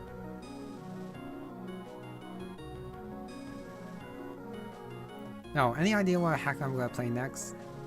Hack-wise, I'm not sure. I'm kind of hoping that by the time I finish like my first or second route of Fortune's Weave, the Tyranny of Light comes out, and then I can play that. I don't think it's gonna take me... Actually no, I'm probably gonna like pour in 100 hours for Fortune's Weave, and maybe even more for like the first route. That's probably not gonna bring me to next year when the Tyranny of Light is probably gonna come out. So hopefully like, well, I can still like go to like the other hacks that have been recommended before. Like maybe I'll play like Cerulean Crescent or something. But I am hoping that by the time I finish with Fortune's Weave, that the Tyranny of Light comes out and then I can play that. Because once that drops, I am gonna drop everything to play the Tyranny of Light. Oh, Vanilla FPA with 3 Fog 1 Vision. No, no, no. That's not Hollow Emblem. No. That's definitely an exaggeration. Even though there's like Thracia Vision in like a couple of the maps where there is fog. But it's not anything like that bad. Okay. I definitely got sidetracked a little bit. But I guess I did like talk about like most of the characters. Oh, let me go back to Terminal for a second, and then I can go into like the character section for the training. Who else would I say were like the main carries other than Drogon? Let's see. Ray, well, he was a thief for most of the time. He was kind of bad in certain situations, but honestly, with his magic plus his fist guard, he actually did decent damage to a lot of like the armored enemies. So with like a couple more levels, I think he can like be a pretty good, well, decent fighter who does rely on crit, but still does like okay against like the slower enemies that I can't counter. The Tyranny of Light is gonna be epic. Hopefully it's gonna be epic. That's what I'm hoping for, since like I said, I am gonna drop everything to play that once it comes out. Maybe not like day one to let some people to play it first if they want to, and then I'll play it so that like if others want to like see my reaction. But I don't want to like take away from them playing it themselves. You know, I'm probably not gonna go like super fast or anything. So yeah, Mary, no one else is a main standout except for like the ones I highlighted. Yeah. Alright, so let me leave and then I'll switch to the other squad. Wait, how the hell did I leave? Oh no, it's right here. Yeah, terminal, yes. Oh, next year players for... Oh, first 10 chapters coming soon. Nice. The playtest. Nice.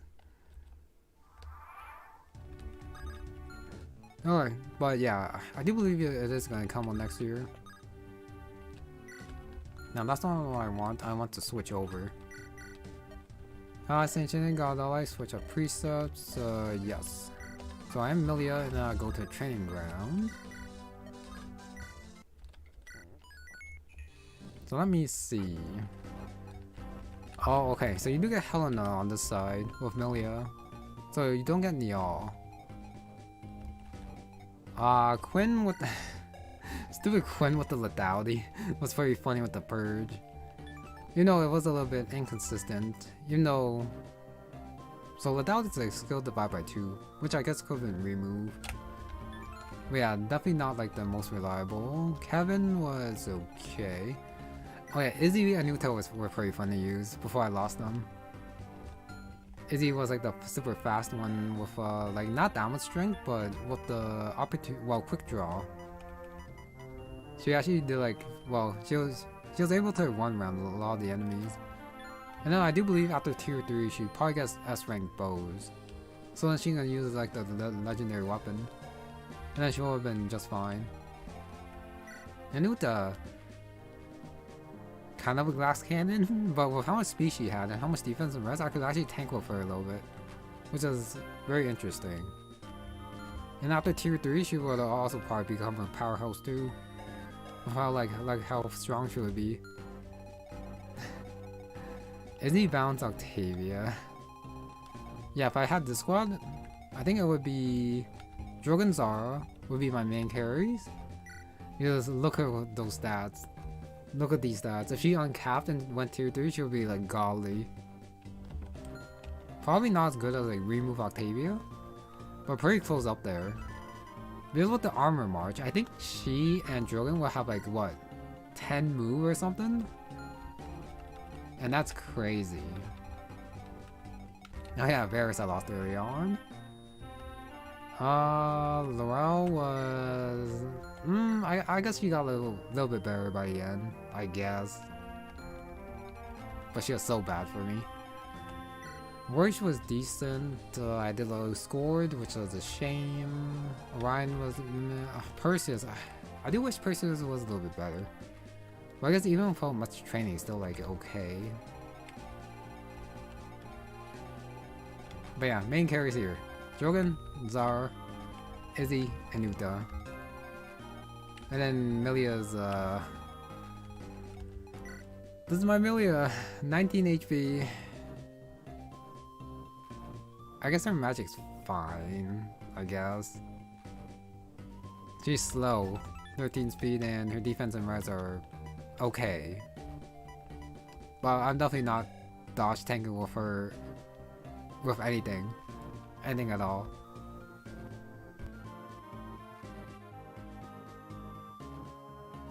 No, praise the axe skills? Stupid axe skills. They got me killed so many times. I just get like hit by the random axes. So annoying. Fabian was actually quite decent. Even though I did like skip over him.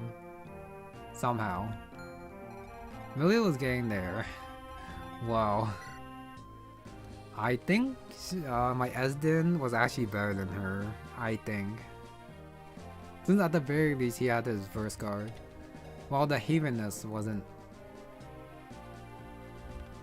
What does it actually do? What does the Havenness actually do? It is effective against dragons, I guess.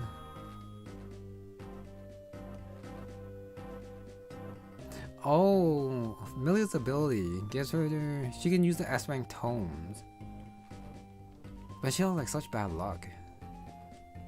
I guess she's supposed to be bounced around the S rank tomes and then deal like damage that way, I think. What's her HP growth? Let's see. 35. I think she got like... Wait, how many HP levels did she get? I think she started with 15. I think she gets like 1 or 2 after promoting. And then she at the very least got like 9 levels here, and before I promoted her, I think she got 5 levels. So in 14 levels, I think she got like 2 HP, which I guess is what it is. Oh, like 1? Her base is 18? Was it 18? I thought it was 15. But I'm probably wrong. She got like 1. She might. Well, with my Millia luck, she might have just gone to 1. Maybe. I have no idea how her speed is so low. For her 50% growth. 13 speed. 50% growth. I don't know, man. Yeah, my lords were just kind of cursed here. You know, Esden was just... Yeah, Esden with the Verse card is just better. Because he is like effective against just more enemies. Compared to the Haven where it's just like dragons. You know, she does like have other tomes, but I don't think the other tomes are effective. Yeah, it's just the Haven Wrist. 35% better than 45% Syndrome. I think it's the opposite for me. My 35% is garbage. Roy vs. Millia, who wins? I think a level 20 Roy would actually have better stats than this. No? He would have more speed. Maybe a little bit more, less strength. But he would definitely have more speed. I'm pretty sure. And his defense wouldn't be this low either. So much 35% bad luck in this attack. Yep. So hopefully when I do my Ironman, it goes a little bit better for Millia. Since I am going to be trolling a little bit less. Use my money properly. Give stat boosters where I need them and not just to Enzel. And try to train Millia and Esden before they promote. And afterwards I can train my other units. But yeah, I'm definitely going to give Millia and Esden as many kills as I can before their forced promotion. So that they can like benefit from being unpromoted. And then getting like EXP that way. Oh, Esden was mad, Millia's cracked. Hopefully it becomes that way because I do want to see what dodge tank Millia actually looks like. Okay. But yeah, I don't really have much to say about the characters. I did like all of them though. You know, Jomon was a little bit weird. But yeah, the story was fine. But yeah, most of the characters were fun. With all the talks getting like a little bit more background. And you also get more background about the characters through the trial maps as well. So they probably like explain a little bit more. So yeah, I did like most of the characters in this hack for sure. I just wish that the gameplay was a little bit more... I don't know. A little bit more well, no, it's still strategic. It's just a little bit less annoying. Would have been nice. Definitely would have been nice. Alright, let me go back to Netherdawn. Alright, last thing is, oh yeah, will they change the title? Yeah, that's also another quality of life thing that would be nice to change. Not necessary, but Sacred Stones, a lot of other games have changed the title. This is like the first thing you see when you like come in here. So this was changed, that'll be very nice. So that people will know that this hack is actually called Swords and Peace. Make it more memorable would be good. Now, what's my favorite? Well, I played a lot of like the mainline games before I started playing hacks. So I played a lot of them on like my own time. Oh, thanks for the streams. Thank you. My favorite.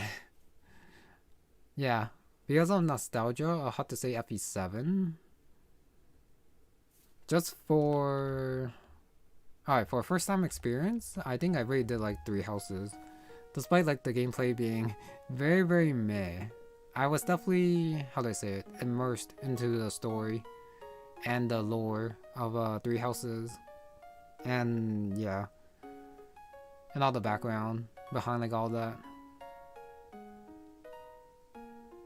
Like, even though Byleth is like the avatar and like pretty much a kind of silent protagonist, self-insert, worship a little bit too much, but it was still like pretty fun using him to like slash everything down. Like, basically cut down everyone in his path. Then 10th Thunder will return in the stream. It might. I don't expect the title to be changed by the time I come back to the Ironman. So it will probably be my thumbnail again for when I do the Ironman for sure. I seem like a FP12 Lunatic Reverse, but no. FP12 Lunatic Reverse is not the best. I'm not that kind of guy. Like I said, my favorite for nostalgia reasons is definitely FP7. I don't know if I should say this now, but okay. My favorite character in the series might be Sev. So I do like FP8 because Sev is in it. I use Marcus in FP7, and then I'm like, okay, Marcus is pretty good. He falls off a little late game, but he does a job. And then I went to FP8, and then I'm like, Sev, okay, I guess you're like Marcus then. I keep using him. I got to late game. I'm like, when the hell does he fall off? I guess he's just that good. You use him early game. He doesn't even have to like steal EXP. He just gets EXP by like carrying your squad. And then you get the late game. He can still like do stuff. He doesn't fall off as much as Marcus. And he's still good. Old Marcus is where it's at.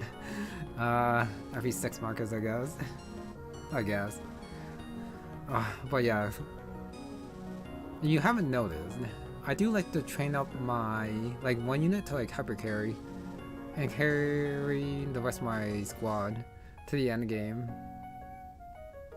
So I thought about it a little bit, but I think Seth is a pretty big influence on how I play Fire Emblem after seeing like how cool he is. So like every game I try to like find like one carry to focus on, get them to promote, and then have them carry the rest of my squad. The Juggernaut, kind of. He is relevant, and that's why I do feel like he is like pretty fun to use. So even though I do like my harder Fire Emblems, I do have like a soft spot for like the easier ones. See so far with Marcus and Roy. You're too soft on the recruits. When FP7 is way easier. I mean, considering like what happened to like Eliwood and Hector, I can kind of see Marcus like toppling up, especially with Roy and FP8, even though like came up before. But like story-wise, if you're thinking of it in like reverse, it does make sense like in that way. So you're gonna stage around the final maps, you want to use them all. Game, and Berwick Saga. I should probably try Berwick Saga. I haven't actually played it. It's just that maybe the animation just looks too stiff for me. Even though I do like play older games too, like even before that. But it's kind of like the same reason I haven't like touched Berwick Saga is that there are just like so many hacks on the GBA that I haven't actually like played yet. But I should get to playing that. I haven't really like gone to them.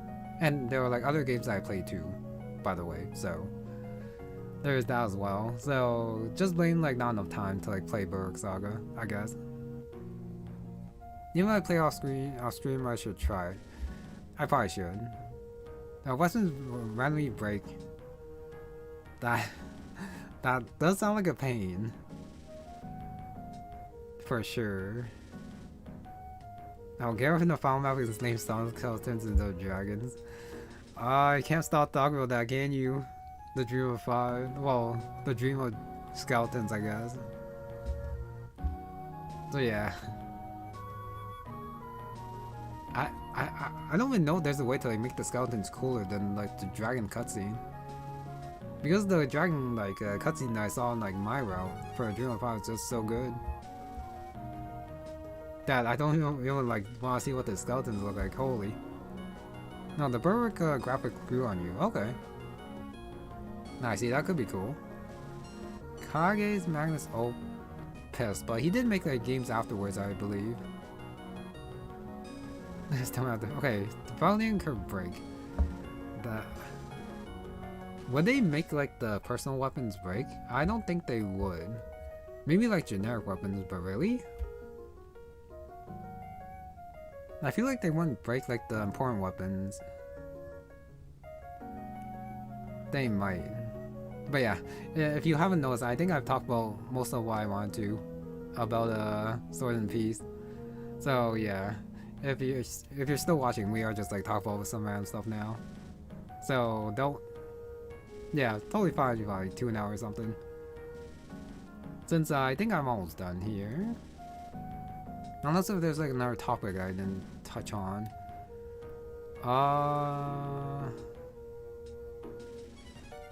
Yeah, I think I went through all my notes. No, just trying to read through it. Nope, I think I'm good. Alright, just give me a sec.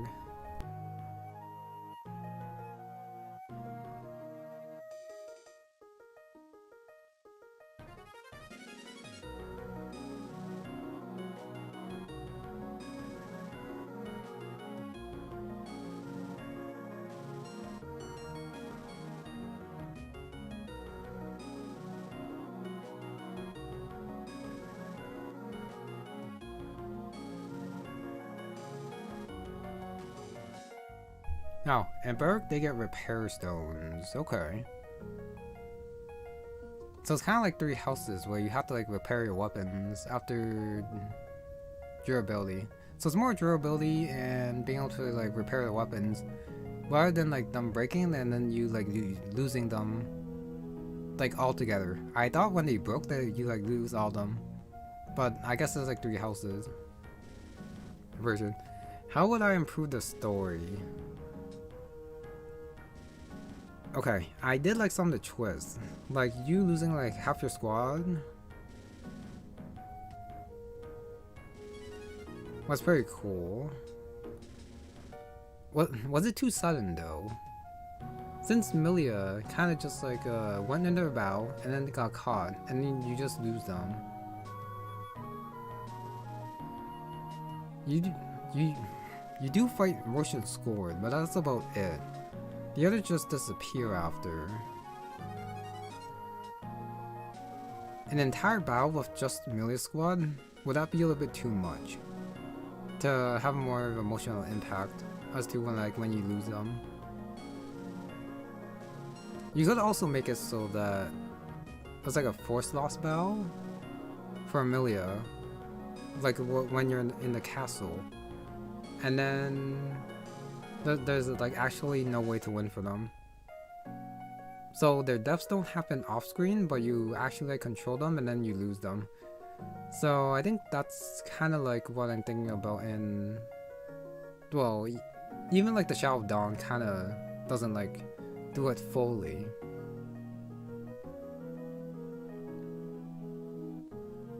But losing battle might be fine there. I still don't quite like Esden just like randomly going into emo mode.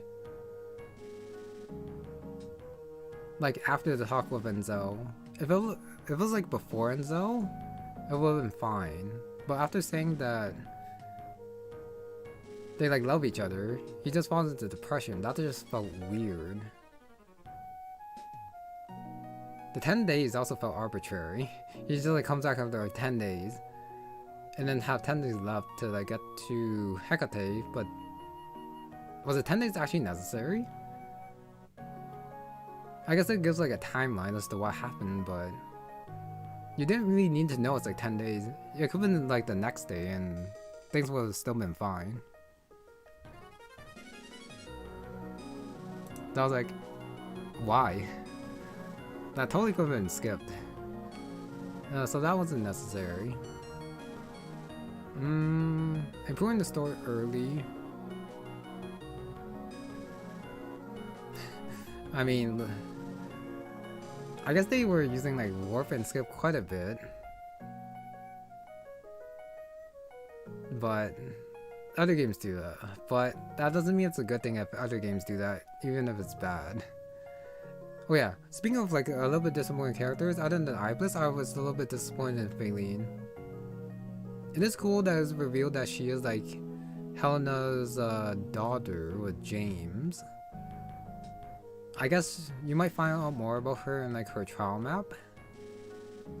But it would have been nice to like actually learn a little bit more about her and maybe have like a fight against her with the main squad. With how she like propped herself up as like a main villain. Like, as in portrait shading is different from the others, that is true. But I think that's probably fine. Like having the different characters have like the different unique portraits, even if they are a little bit different, could be a thing. I don't know. It just reminds me of whole Emblem. Well, for like all the different characters like having their own portraits and their own styles. It adds to the charm, I think. But I guess in like a more serious hack like this one, it would be better for it to be a little bit more consistent. That is true. That is true. Oh, Splashback where Hector makes Helena escape for no reason. Yep, that as well. So the story could definitely be improved in certain points for sure. Do I have an early game example?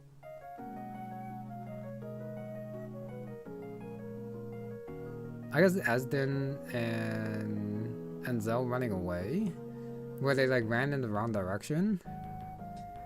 They somehow made it to like the bridge. I guess that's just how small Forna is, but yeah, that's probably just like the case of how small the country is, and not like a plot hole or something like that. That big room. Prologue a little long. Is it a little long?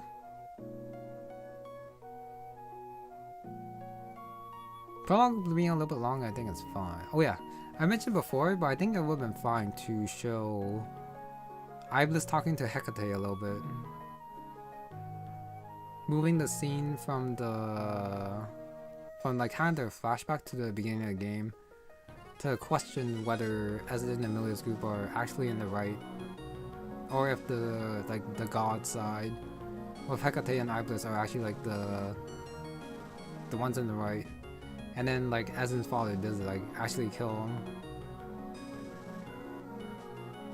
something like that. Make it a little bit more mysterious, maybe. That would add to like the time in the prologue, make it a little bit longer.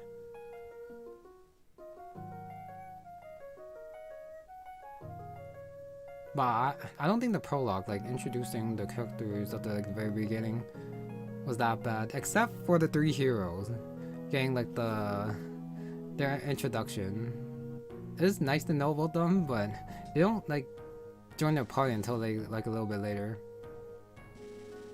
So I don't think we need like that much of a focus on those three in like the prologue, where the focus should be on Esden and probably the two kings and Iblis. Probably a little bit more important. Just a little bit more important than the three heroes of Hana, Quinn, and Blanche. Since they do get introduced properly later too, so it does seem a little bit redundant that they were like mentioned so much. And then going through the early game, chapters 1 to 3, 4, 5. Yeah, the early chapter like story is definitely a little bit less in my head than like the later ones. But I think that's like the main one that sticks out. For the other ones,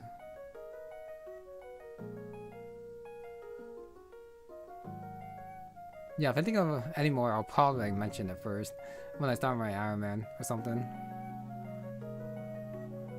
Script Arena, Brendan Raid Arena. Are you sure about that?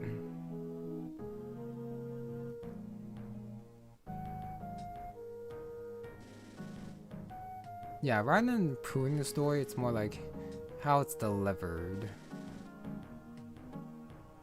That could be improved because the overall story is not that hard to follow. With Essence group escaping, and then Milliard's group comes in. Kind of like a small counterattack, and then going from different country to different country, and then unlock, and then time skip, and then a little bit fighting, and final time skip, and then Hecate. Well, I guess it'll be like Faline, Ibis, and then Hecate. Well, that's probably fine too. Butcher me. That I tried. It just didn't work out. It is what it is. And I lost Butcher. It's what it is. I guess you would call that the rigged arena, I guess. But yeah, no, that's for a different game, so I'm not gonna focus on that too much. Anyway, I think I'm good here. Yeah. Just like usual. You know I didn't like go through all the characters. I said still ramble a little bit. I think there are definitely like some better characters than the others in this game for sure. Like even in like subsequent playthroughs, I think Zara and Drogon will still be good because of their armor march and how much you have to rely on Drogon early game. And then same with the other squad, since I think you do have to use the Nia quite a bit in order to like get through the mid game safely. Well, which is fine. Having like some characters that are like better than the others. You just have to like play around that and get as much EXP as you can. Worst unit. Other than like heal. Well, other than that for healing, I actually did not. I was not able to use Uzziah like too well. You know he does like armor or farm at the end. I just couldn't like make him be able to do anything except for healing with his kind of lower stats. And he is with you like for like a majority of the game as well. Lucky was a liability for many maps where he did get attacked with his low luck at base. He was a pain to use as well. But I still had like healing utility.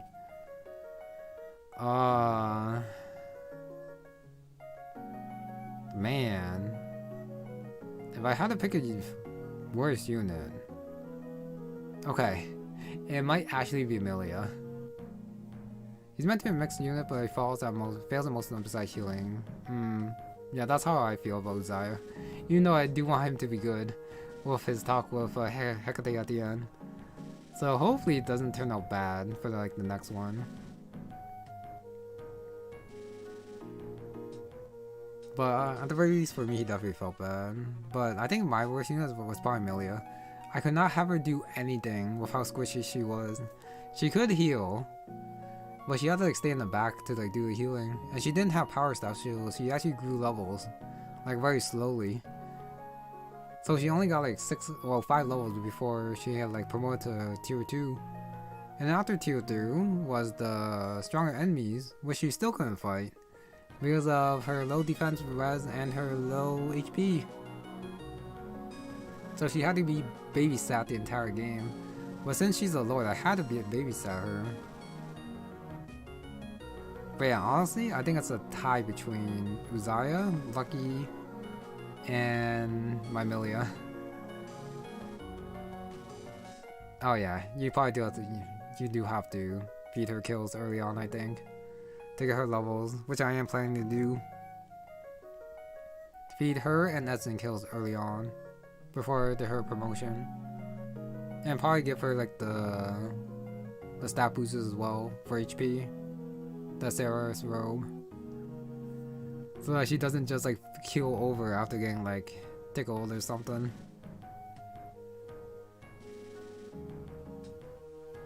But yeah, probably my worst feeling units. They're probably like not the worst. I'm probably forgetting someone. Probably. But those three are like the first ones that do pop up in my mind. Only well, only stave units are bad because I do have a lot of people who can use staves, but can still like fight properly. Pluto did quite well. Varus is fine since he has like deep utility. He also has like debuff utility too. It's just that I got him killed on the health. That was my fault. So I can't blame him for that one. So yeah, I won't blame him for that. He's not that good combat wise, but he probably does have his uses. I still felt like he contributed more than like Millie at the very least. Yeah, since before I lost him, I was able to promote him too. And he had like okay stats to like fight as well. Not like the best, but he can still like contribute decently. Well, of course, other than like stealing and opening stuff too, which was helpful.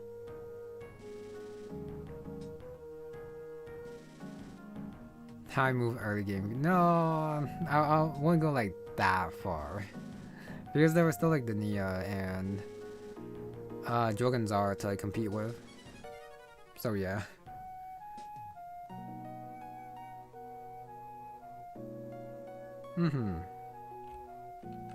Alright, just to end things off, let me go to the other FE16 song. Alright, just a little bit more upbeat to end things off.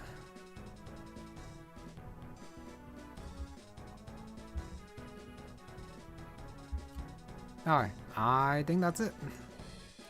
Just like usual, ramble at the end.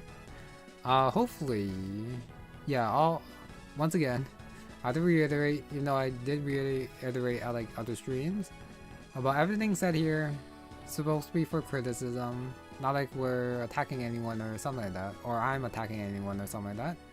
Just want the best experience. Sorry, just want to help create. Well, I won't say create, but hopefully give some. It's not like advice or pointers, but just some of my thoughts on the game that could be improved upon so that this could be like a better hack for others to enjoy as well, since I did have fun playing it. Well, because it's Fire Emblem, but because there were like a lot of like good things about the hack. Yeah. Skills, story, characters, all fairly good. Just leave it to Definitive Edition.